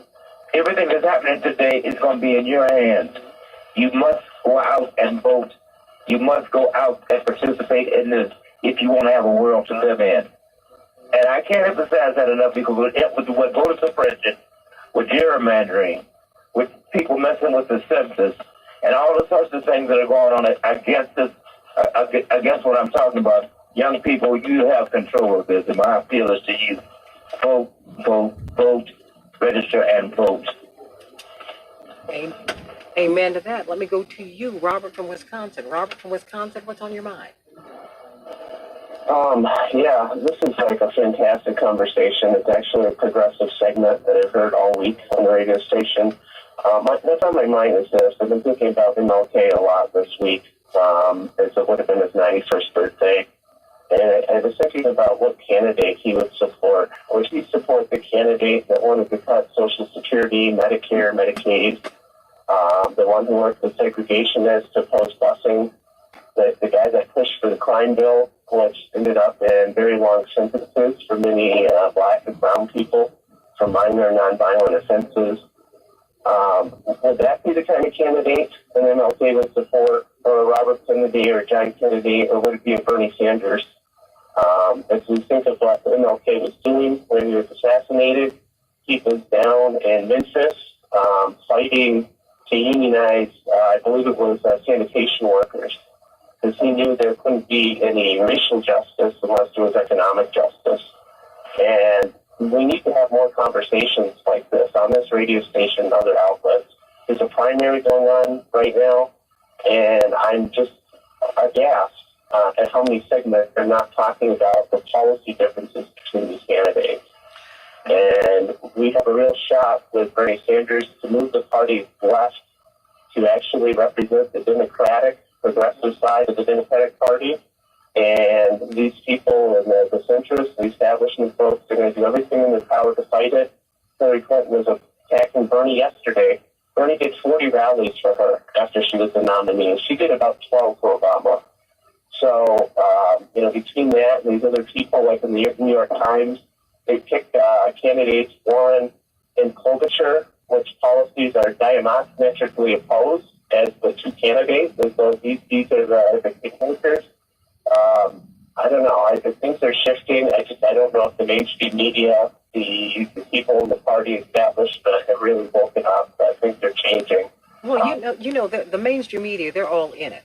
But Robert, the mainstream media, they're all in it. They're all in it. I remember in 1992, when Reverend Jackson, you can put this in your book too, David Masiocha, because Reverend decided not to run in 92, and he was a presumptive front runner. We were, number one, they gave Reverend the wrong time to speak at the Democratic Convention. So we were over in the hotel in New York, and Harold Ford, who was not yet in Congress, called us desperate, because he's a very close friend and family friend. He's my brother's best friend. And he said, you got to get Reverend over here. He's going to be on stage in 15 minutes. They've given Reverend the wrong time. So we have to run like crazy in New York City and get over to Madison Square Garden. So we were literally he's running onto the stage. And as he's getting to the stage, Bill Bradley, the then senator from New Jersey, looked at Reverend and apologized. And he said, Reverend, I'm so sorry. And my father said, well, what's wrong? The New York Times had already written that his speech had bombed at the convention. It was already a printed edition. They had to go and retract it. So as we go to this, look, I want everyone to continue to call in, because you know what, David Masiocha, can you give me about 10 more minutes or maybe 5 more minutes? Okay, wonderful. I've got it, because I'm going to have to get off the air. But Dwight McKee, stay with me for a few more minutes, and Chris and Tim. Whoever else is called, I promise you we'll take you up on the Santita Jackson After Show. We're going to continue to stream here on YouTube. So many of you are coming over there. Please like and subscribe and leave your comments. And, of course, we're streaming on Facebook on the Santita Jackson and Friends page. But go over to YouTube. Everybody's saying that they really have a wonderful experience over at YouTube. We're going to continue to talk with David Masiocha and Dwight McKee about a real left party in the United States of America. A real left party, a left party. A party that represents people who cannot go to the hospital because they cannot afford an emergency room visit. People who are not fighting for 15, not just fighting for 15. The economists have said, they said this 4 or 5 years ago, you need $23 an hour in order to make it in urban America. Most Americans who have work, we're getting poverty wages, everybody. Most of us who are making minimum wage, you cannot afford to live in the city in which you work or the town in which you work. This tiny house movement is a trailer park movement. Mm-hmm. Because you cannot afford the property tax. You can just keep on going with this. And we have the power to shift the party. The party should conform to you. You should not conform to it. And you need to ask questions about every candidate. You don't have to be hostile. But you need to move this forward. America needs to work for you. You can't just work for it. That's what this American project is. That's what this American thing is about. This American experience is about this country working for the people, not the people working for the oligarchs. It's not fair. It's not right. And we're dying. We are losing life expectancy because things are not right, and we cannot just do better. We need to do right.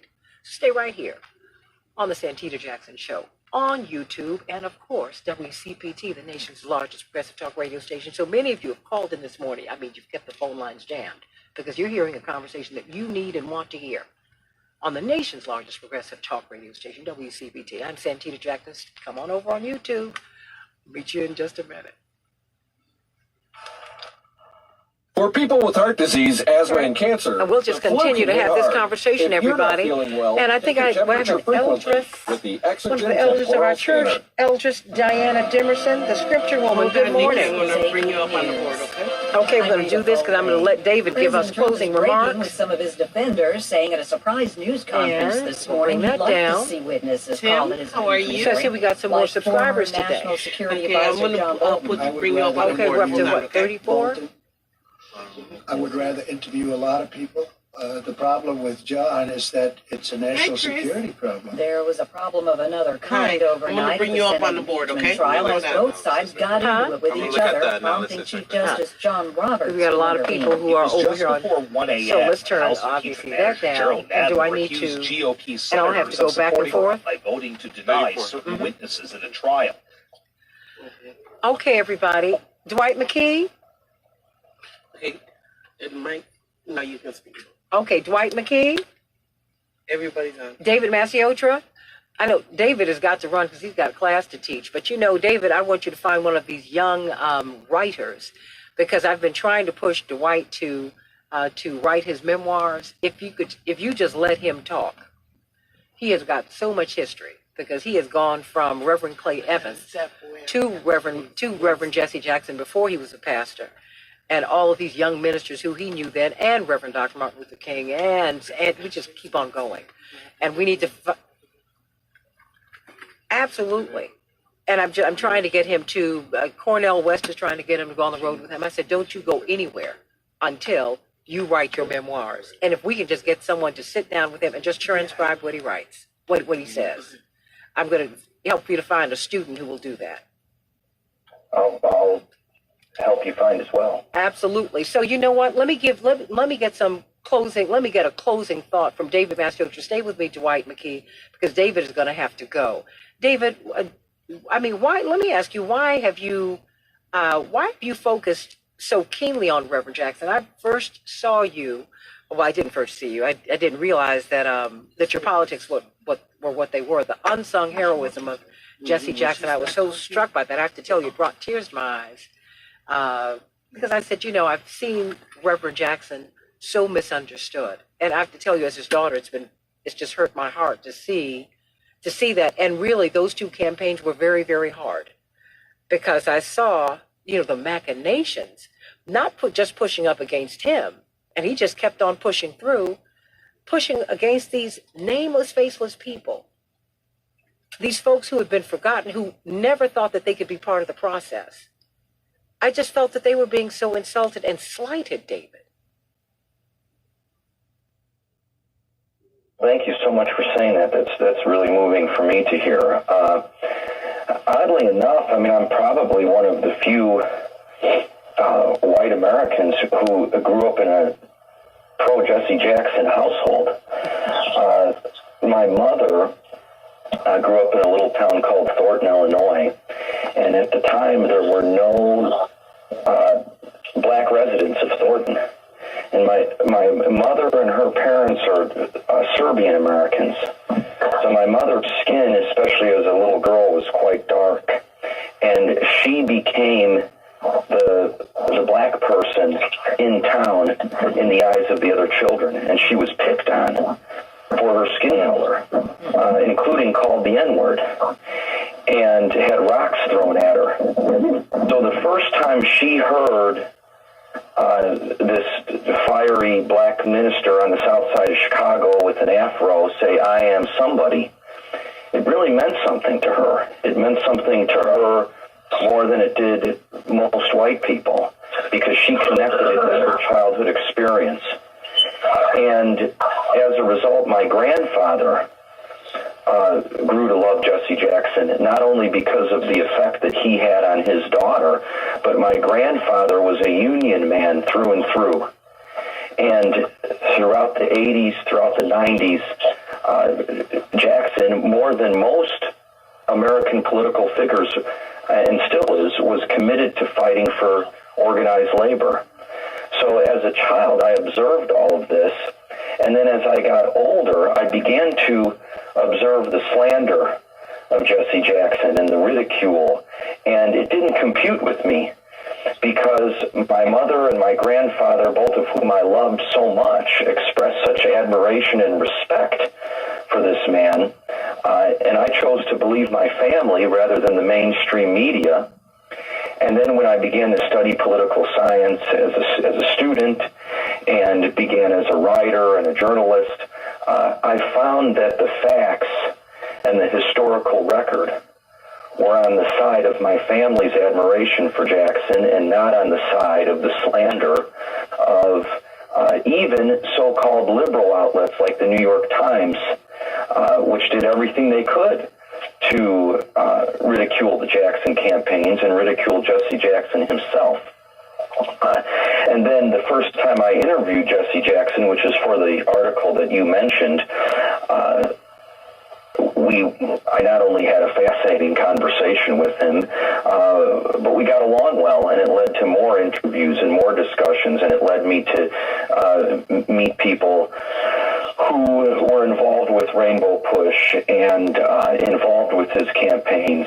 So the book came together out of that natural process. The first time I met Reverend Jackson, it wasn't with the ambition or the idea to write a book. It was just with the ambition and idea to write one single article. But it's years in the making, and it comes out of that process, developing a rapport with not only Reverend Jackson, but his staff and former staff members. And I'm very excited for it to come out in October, and I'm very grateful for you having me on to discuss it. And I'll say that in closing, it tells a story that implicates everything happening right now. It's a story of enduring relevance and enduring instruction for where we should go as Democratic voters and as small d Democratic activists, because it's a story about how the world and the political system is malleable. We can kick it into shape. We can caress it into shape. And the story and success, the triumphs and the defeats even of Jesse Jackson provide that instruction and inspiration for how we can effectively rise up, say, I am somebody, and kick or caress our world into shape so that it is more free, fair, and just. God bless you, David Masiotra. I mean, because this is really about making a more peaceful, a much freer, a more just society and world. And I thank you for all of your work. Dwight, why don't you comment as David goes? And Dwight, unfortunately, I can't listen to your comments. I have to run, but I really enjoyed listening to your commentary, and I hope we can talk sometime in the near future. Absolutely love that. I think my legend is I was just thinking out loud, Sandy, is that if more people were like David, and those who are from the background of racism and superiority and greed and avarice, if morally, if we could kind of redefine ourselves morally in that tradition, how much of a better world this will be? Is that he has assumed the responsibilities of a democratic process. He has, developed a scholarly dimension where he studies, so he really has a sense of what's going on. And he is committed to the betterment of his fellow citizens and world citizens. And when I think of a real Christian, I don't know his religious orientation, but I think about how Jesus defined a brother in his kingdom, is that it coincides with that description and that mandate. So I was just really thinking what a better world this would be if we had more Davids around who would carry that water to the well. Amen. Amen to that. Let me find out what is on Chris's mind. Chris from Wheaton. How you doing, hon? I'm okay. How are you, Miss Santita? It's good to hear. Always great hearing your voice. What's on your mind today? Well, I've been so touched by this discussion today. What an intellectually stimulating and enlightening discussion by both your wonderful guests, and I appreciate it greatly. I started, my original call was to reference, because the discussion, I've been on hold for a minute, and I've just been enjoying it the whole time on this long drive to work. But the thing about David's commentary, he is not alone in being a white family who in the 80s, or at least like a European family. And in 1988, I'll never forget it, I was younger then, a little bit younger, and my parents were white, working class, but educated, loving, intelligent people, and we were all the way behind Jesse Jackson. And that was a big deal in my household. And it's funny because I feel like there's a lot more people who were in that same boat during that time. And I think that sometimes the Democratic Party forgets that, sweating these so-called white working class voters, which is just code words for racist Southerners, again, that's not where it's at. Those people are lost. Like, that era is gone. There are people across this country that are yearning for health care and a fair wage for a full day's work. And I thank your father for bringing that to the fore. And, as a personal experience, I will say that as a musician playing at St. Mark's Baptist Church over the years, I was there when Jesse Jackson Jr. came and presented a check for over $100,000 to the church to build a medical center in a community that had very little to no health care. And so it's been my experience just personally as a Chicagoan, as a musician, as a church-going person, that, the Jackson family has been a blessing to many people. And I'm glad to hear that discussion being had because, like I said, in my household, the Reverend Jesse Jackson is always loved and revered and appreciated and prayed for. And we just thank him for his work, and I thank you for your work, for having such an excellent morning discussion every day on my way to work. And, it was an interesting discussion. And my whole thing was really this, that racism is a stronger pull than financial issues, health care for many people. There are people in this country that would rather hurt or disempower Mexican people and black people and so-called foreigners than improve their own lives. And we can never underestimate that as a pull. And, we have to just virulently fight against that. Wow. That's all. I'm talking too much. I'm sorry. But that's where my head was at. No, you're not talking too much. And, Nikki, what was that you? Hi. Hey, Nikki. How you Nikki. doing? How are you? How are you, Nikki? How you doing? Hi. I'm good. I just was backtracking a little bit, but when we were discussing about the party, the Democratic Party, and the direction that it's heading, I do think that it's important that we all support whatever candidate is elected to the primaries. That's probably, whoever that may be.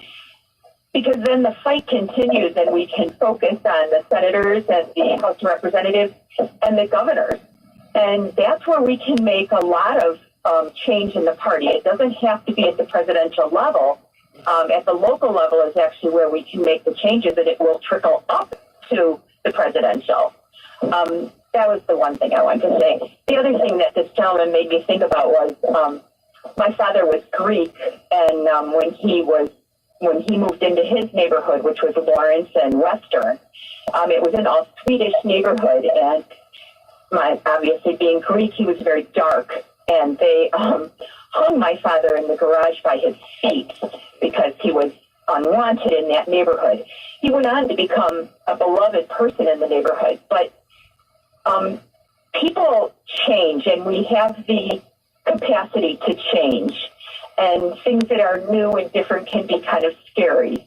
But little by little, baby steps, we can all come to different conclusions. And I think I know it myself in my 60 years, I've grown quite a bit, and I think everyone has the capacity. So that was my thoughts. But those are great thoughts, and Dwight can attest to this. The black-white divide, it really does come down, Miss Nikki, to how you grew up.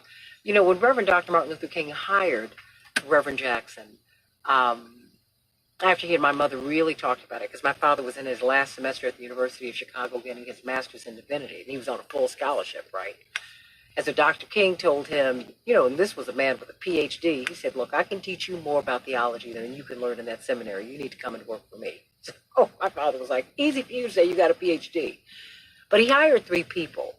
He hired Mrs. Lucille Conway Lohman, who was at the foundation of the Fellowship Missionary Baptist Church, which was one of, we just buried Reverend Clay Evans.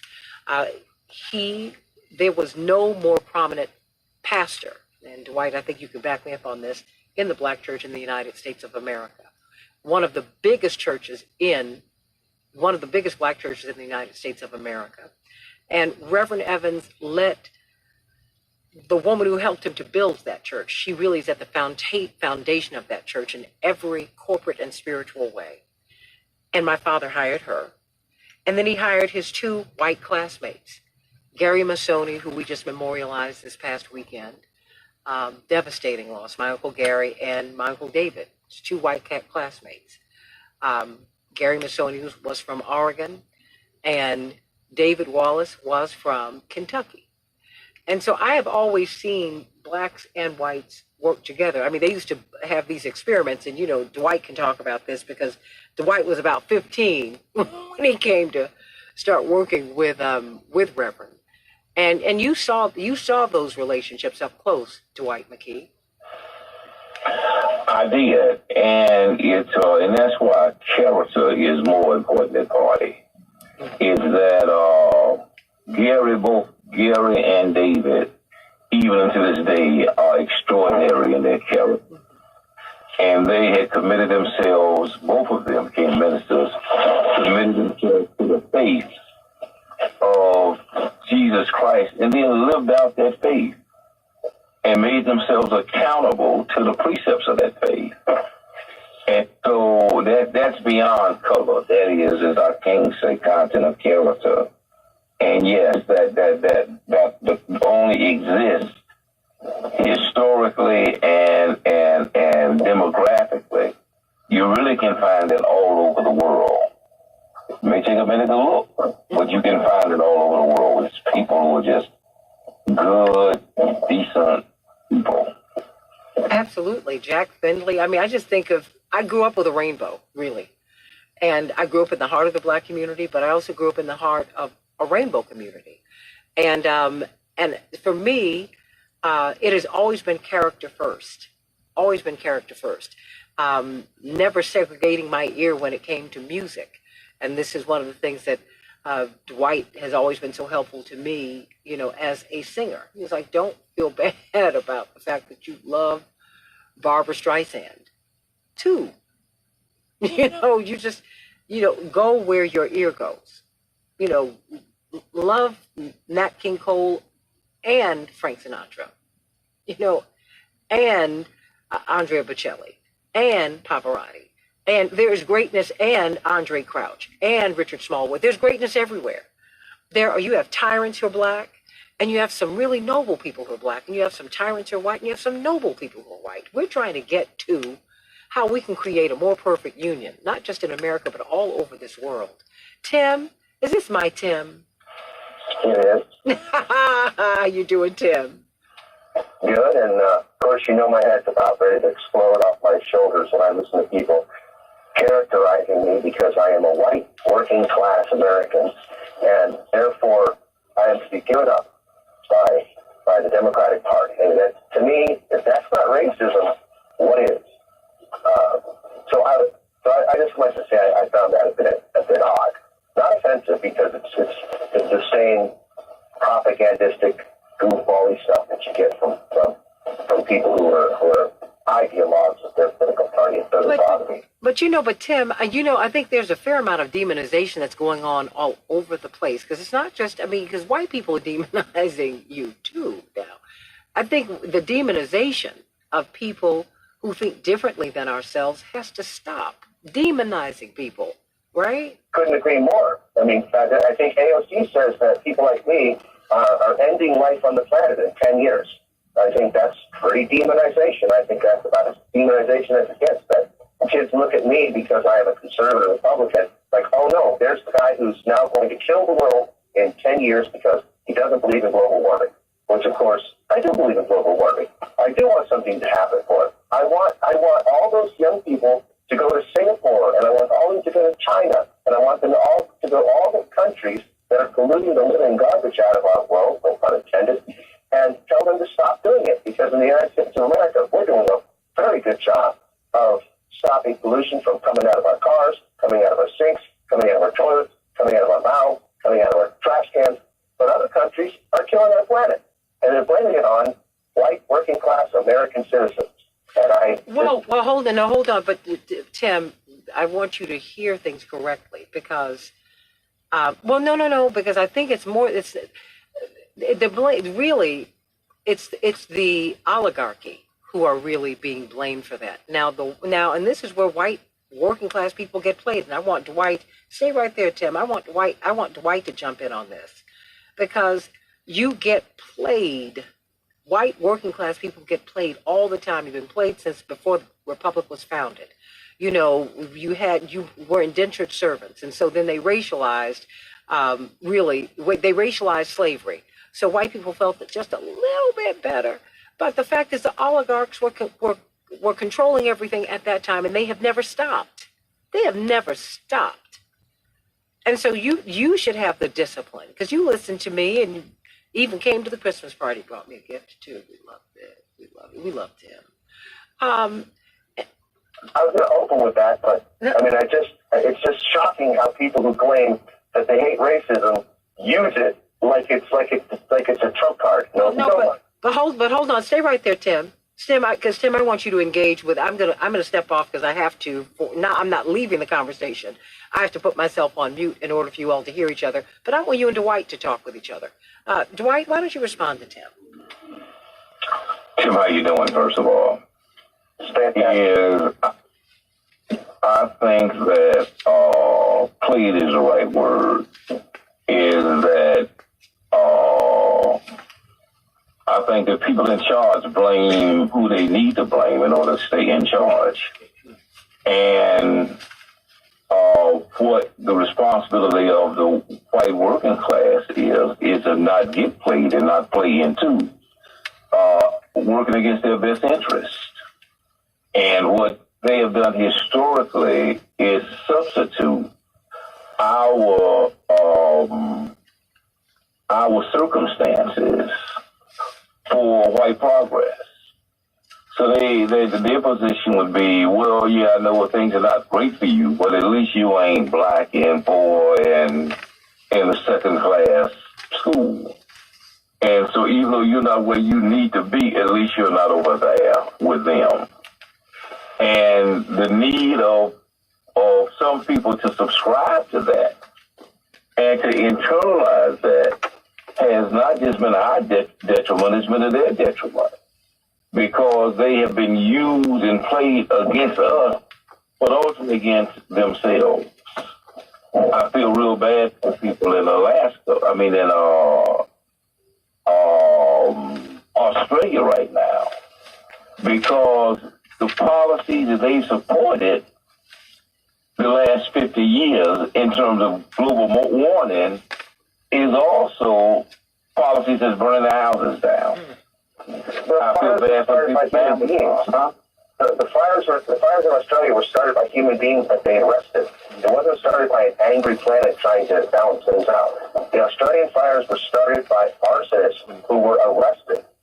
So, I guess if human beings are sociopathic arsonists, I guess you could lump that into global warming because I guess the world turned them into sociopathic arsonists. Well, no, but Tim, hold on, because it was so hot in Australia. Wait a minute, Tim, because I want you to hear this, because I put this in our headlines one day. It's so hot. It has been so hot in Australia, absent the fires, that a man was able to bake a pork roast in his car. You can't make this stuff up. Now there are arsonists out here, absolutely, but we have. In 1985. Yeah, but you know what? But what's happening? They've killed 1 billion animals over in Australia. Some animals will be extinct. There's something that's going on that's not right on the planet. in the 50s in Chicago. Now it's feeling like, a Chicago winter. I mean, things are off. Things are off. China is building a coal factory, a coal burning factory. I think 3 a week. Yeah, and you know what else? And they're also building a lot of airports. You know what they're trying to do? They are trying to become. They don't want to be a developing nation anymore. They want to be a rich nation in accordance with the riches that they have underground and what they're trying to pull out of Africa. Nobody wants to be poor and behind the 8 ball. Nobody. And the fact is, America was able to jump ahead of the world. And you know what? It's no longer that world. It's no longer a unipolar world. It's no longer a world with us and everybody else. Now, you know what? Africans and people of color are pushing these imperialist powers out of their country. At least they're trying to. And they want to enjoy the riches that they have. They want to enjoy the oil up under their sand. They want to enjoy the oil. They want to enjoy their own riches, right? Capitalist. They want to become capitalist and free on their own land. They don't want to have the English and the French and the Americans and the Belgians and the Germans influencing them. They want to run their own capitalistic society. No, and not just capitalistic, and some of them are not capitalistic. Everybody doesn't have to be a capitalist, and that's their business. It's their business too. No, it is their business because, we're a mixed society too.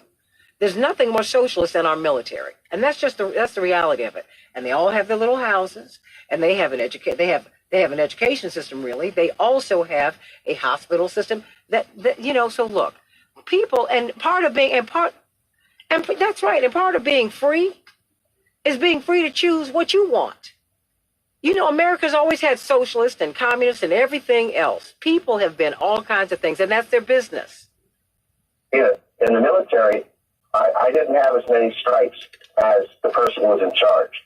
So I wasn't allowed to even have speech in the military until I was given permission by somebody with more stripes than me. Yeah. So, I don't know if we want to run our America like we run the military. Well, no, I don't want to, but I'm just saying, everybody, we've got to stop and bow down to them. They get jump ahead of me in the airport and everything else, and we thank them for their service, but we don't thank teachers or doctors or nurses. Thank you. Well, I'm going to. Well, you know what? I'm going to. I'm okay with that. But I'm just saying General Eisenhower, who was President Eisenhower, who would not allow you to salute him as president because he said this is a civilian society. I'm saying I think we need to think about that. We need to really begin. We're at an inflection point. Stay right there, Tim Dwight, in the Republic. We have to decide who we are. When I hear, no, you know what, whatever, we're going to be a lot of things until we get right. Because what I'm saying, the first thing we need to do, because we don't even know what capitalism is. You don't know what capitalism is because it's been unfettered. It was driven by slavery. That's not capitalism. That's a slave-driven economy. We don't know what that is. No, we don't know. We don't know. And you know what? Then you had children, and then you had children working in the factories. Come on, Tim. Let's look at who we have. Let's truly look at who we've really been. Huh? Yeah, I'm a union member. You know all about my background in unions. Right. Anti-union to pro-union because it makes sense when it comes to economic safety for families. It's better to be in a union than not being in a union. I agree. And you know what? If you were sitting on Fox News with me a couple of years ago, you would have gotten shouted down and they would have taken your conservative credentials away. Because many conservatives beat up. Yes, I was working at Fox. I do know this. Props on your show. Dan and I will sit down, and I will turn him into a handkerchief in less than 5 minutes. Yeah, I hear you. I'm just telling you. I'm just telling you my experience because Roger Ailes did hire me to work there, and I did. So I'm saying, look, we've got to look because we're a mix. We're all a mix of a lot of philosophies, Tim. Because you can call yourself a conservative. Black people are socially conservative. Period. That's it. That's all. And whatever that means, many people talk about they're anti-abortion until they get pregnant themselves, or until their girlfriend gets pregnant, or their wife gets, or somebody gets pregnant out of turn for them. A lot of people say a lot of things, and then when it gets down to they do what they want to do. So I don't even want to hear that. Somebody pregnant, marry them. Okay. Yeah, I hear you, but you know what? No, come on now. That's not what people do, and if they do, look, people are a mix of a lot of things. So let that go. That's what you do. That's what you do, and it's your business to do it. Let me just say one thing. And hello, Salim Muwakil. I love you, Salim. I'm so glad you're over there. Hello. Yeah, and Nicole is watching, and Nicole is watching, and Salim Muwakil. I'm just trying to say hello to some of my people here, and Tanya and everybody else. But Tim, stay there. Because I've talked so much to you, I want Dwight to jump in. Dwight? Yeah, Tim, I admire the fact that you seem to be open to change. Yes. Yeah, but you have to also process what you're changing from and what you're changing into. It's that's kind of loaded. Yeah, it is. That's why he's here. It is, and that's why he's here. Loaded in what sense, Tim?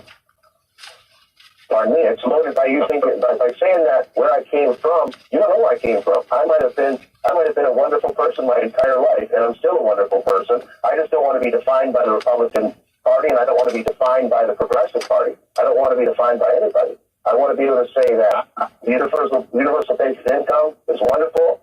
Fight for 15. I absolutely agree that that's not enough. If there's universal health care, I understand that's got to happen.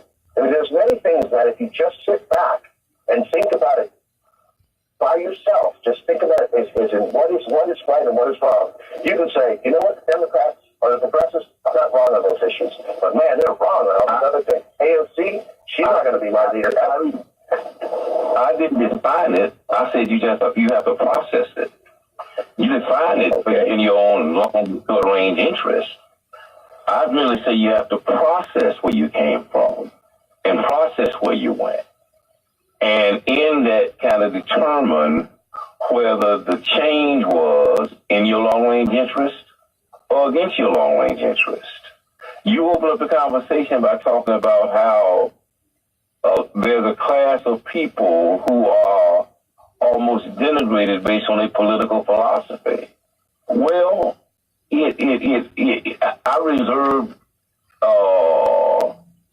the right to analyze if their philosophy has been over time in my long range benefit or to my long range detriment. I think that there is a class of people, not just white people, many poor people who, because of their issues, their emotional issues, are much easily manipulated by people who it is in their interest to manipulate them. And so they do.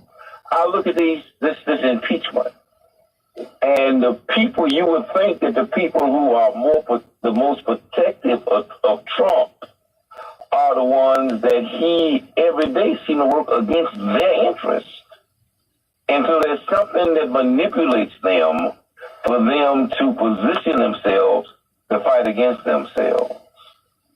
And that's why I say you have to process where you're coming from and process where you're trying to go. Well, I have a choice when it comes to voting for president. I have a choice to make. And as a person who looks at what I will get with a, quote, progressive Democrat, unquote, I'm so oppositional to that. I cannot cast a vote for somebody who's going to take away or change my country so badly that it's unmade. That is not what I want to vote for. So unfortunately, the Democrats, whether they're even whatever they are, I mean, look at what they've done to Illinois. I can never own a home. Nobody can ever own a home in Illinois because when you pay your home off, you owe $1,000 or $1,500 a month in taxes, which you're never going to own a home. If you're white, black, brown, Asian, or whatever working class American, you're going to be working for the Democratic Party who passes all these taxes for the rest of your life. Let me ask you a question. Can I ask you a question? Yes. So would free health care help that or hurt that? Nothing. No such thing as free. Go ahead. Will reduce health care costs, will that hurt you owning a home or help you to own a home? It'll help you. College free? It would. Okay, so then why are you anti that? Is college tuition, will it get that? Or No, I'm very pro universal health care. I'm 100% pro universal health care. But I'm going to have to pay for that in my taxes like I do my Social Security. So my free, quote, free, unquote, health care is going to cost me $271.50 every paycheck. That's not free. Spend $271.50 every paycheck for free health care. I'm okay with that. And so will it help you own a home? No. No. Oh, I'm help you own a home? Yes. No, I agree with you. Yes, it would help you own a home. Yes. Because you're paying less for universal health care than you are for private health care, which costs me $872 a paycheck. Okay, so all I'm saying... Yes, your facts are correct. Okay, so all I'm saying is that one must process if their positions are helpful or hurtful to them. What's really kind of alienates you from the manipulation from the outside of other people who has many of the poor people taking positions that are against their best interests because they're manipulating them emotionally rather than them making rational decisions. That's all I'm saying. Okay. But if I was not on the phone, then you can make a determination of what you want to call that. If you want to call that Democrat or conservative Republican or just conservative, the process is much more is subjected to the label. The process is much more important than the label. Whatever you call yourself is much different than understanding the process by which you arrived at your conclusions. So to that extent, we're kind of saying the same thing. I think we may be saying the same thing. Yeah, we got a handshake. We got a handshake deal on that. We sign the contract and move on to the next issue. Because I've never had anybody be able to describe what progressive means, because it sounds to me like when you say greed and materialism is bad, you're talking about Marxism. You're talking about somebody taking away the means of production and my means of dreaming and aspiring and working to be better off than I was before I started working hard to have my own business and to do things right. I don't like Marxism. I don't like socialism, because socialism and communism are the exact same coin. One has a head, one has a tail. Exact same coin. But yet people think socialism is wonderful. But what you just said is you object to socialism. You're more capitalist, but in either situation you couldn't, whatever you are, in either situation you couldn't afford a house by your own admission. So it is not the label, it's the process.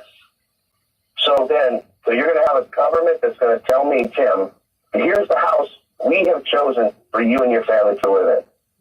And it happens to be 3.5 miles away from the north side of Chicago. I mean, who decides? See, this is the problem with socialism. You're going to have dictators and authoritarians deciding for individual people what the collective wants. When I'm the collective, but I don't have a voice because the academic oligarchs run everything. But wait, Tim, your life circumstances and your options are being determined by the oligarchs right now. They have capped how much you earn. They have decimated the public school system. They made it a for-profit system. They are making the University of Chicago one of the elite universities of the world. It's going to be $100,000 a year for you to go for undergraduate work. People are accustomed to 6-figure debt for graduate school. I'm saying for undergraduate for 1 year. And Princeton, and Columbia and Stanford are right behind them. Wait a minute. No, Tim, let me just say this. No, Tim, let me finish. Tim, let me finish. We're all being gamed. Now, black people are quicker on the draw because we've been racialized, and so we've been the other, not the brother, not the sister. But we've all been gamed, and part of what Reverend Dr. Martin Luther King tried to say to you, part of what Reverend Jackson has tried to say to you, What we're trying to say to you today, and other people have tried to say to you, we're being gamed, but we really try to make it appeal to white people to understand how you're being gamed and played. Please. Okay. But let me say this: we got about 5 more minutes here because we got to go. Dwight's got to do a show, and just one moment. Dwight's got to do a show because I've got to let him know he's got to be on the air at 9:25 Central Standard Time. He's got to do a Philadelphia show, and so I'm going to have to begin to close this conversation out. But I want to thank everybody on YouTube. Salim Muwakil, I just love, brilliant guy. I got to have you on the show, making that call right now. Nicole, my sister Nicole Baldwin, and Cheryl McGill, and Tanya, and oh my gosh, Lorraine, and everybody. And Michael Douglas, I love you. He's the one who really got me onto my computers, and Tony, and Chapearl, and meet us over on YouTube, because that's where we're going to really start moving over there. So I need you to like, subscribe, and put your comments over there.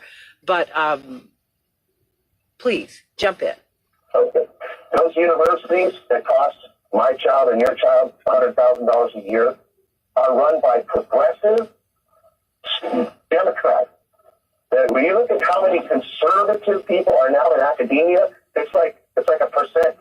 So I mean, when you think about who's screwing us over, who's running our lives, it's the people who say Tim, the University of Chicago was founded by the Rockefellers and is still funded by them to this day. They might have they have as many conservatives in academia as you have liberals and progressives. Please stop. Seminary. Harvard was a seminary. Was started as a seminary, and look what it is now. But I'm just trying to tell you, the people who run these universities, honey, and who fund them, they're not the liberals. They're not. No. Tim, Milton Friedman is the father of conservative economics. He comes out of the University of Chicago. Don't get confused by labels and processes. The only point I'm trying to make for you is you get locked into labels, as opposed to looking at process. What is going on? What is really happening? What is the result of the policies? It don't matter what you call them. It is what they do and what the results are and what the implications are. So my challenge to you is to get past the labeling and look at the results and the impact of. I like you said, I opened this up with white, working class American. That's a label. I voted for Bill Clinton. I voted for Clinton. And I'm a Republican. Well, and again, that's a label because you looked past their labels and you voted for who you liked. So I'm just saying, I'm really, you know what, you can label yourself any way you like. Any way you like. Because I've met too many conservatives who are surprised by my conservatism. I'm like, I'm a PK, I'm a preacher's kid. What are you talking about? I grew up in the church.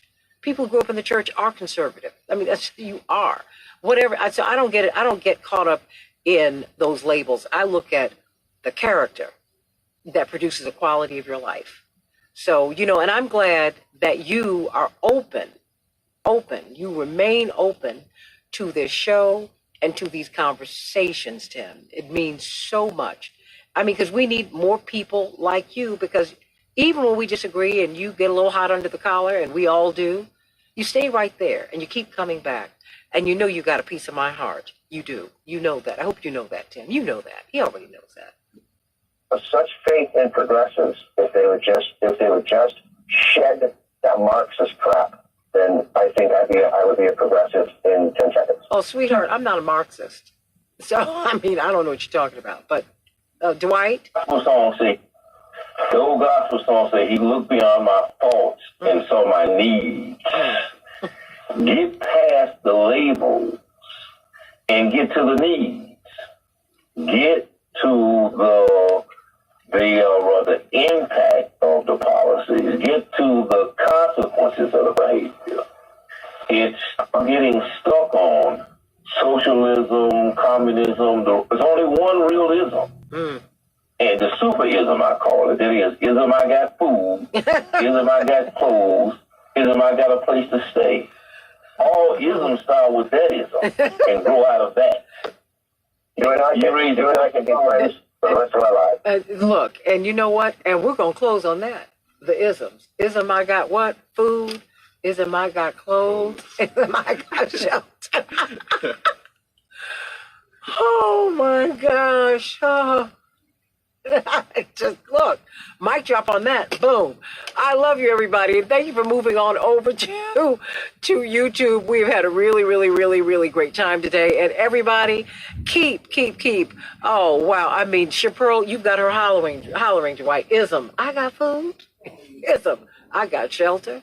Ism, I got a job.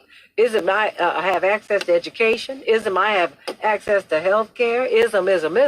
Those are the isms. You can make it Republicanism, capital R, lowercase r, democracy, or Democrat, whatever you want to do. This is really about us having a more perfect union and creating a society in which we all have access to that which will make us happy and free. Not in that order. That which will keep us healthy and whole. That's what we need. So I love you, everybody. I will and go to WURD radio because Dwight's going to be on at 9:25. Love you, Tim. Love you, Dwight. God bless you, everybody. Join me on YouTube. Like, subscribe, and leave your comments there. Yay. Say goodbye. Bye. Cortez, there you go. Dwight, you are a jewel and a genius. Amen.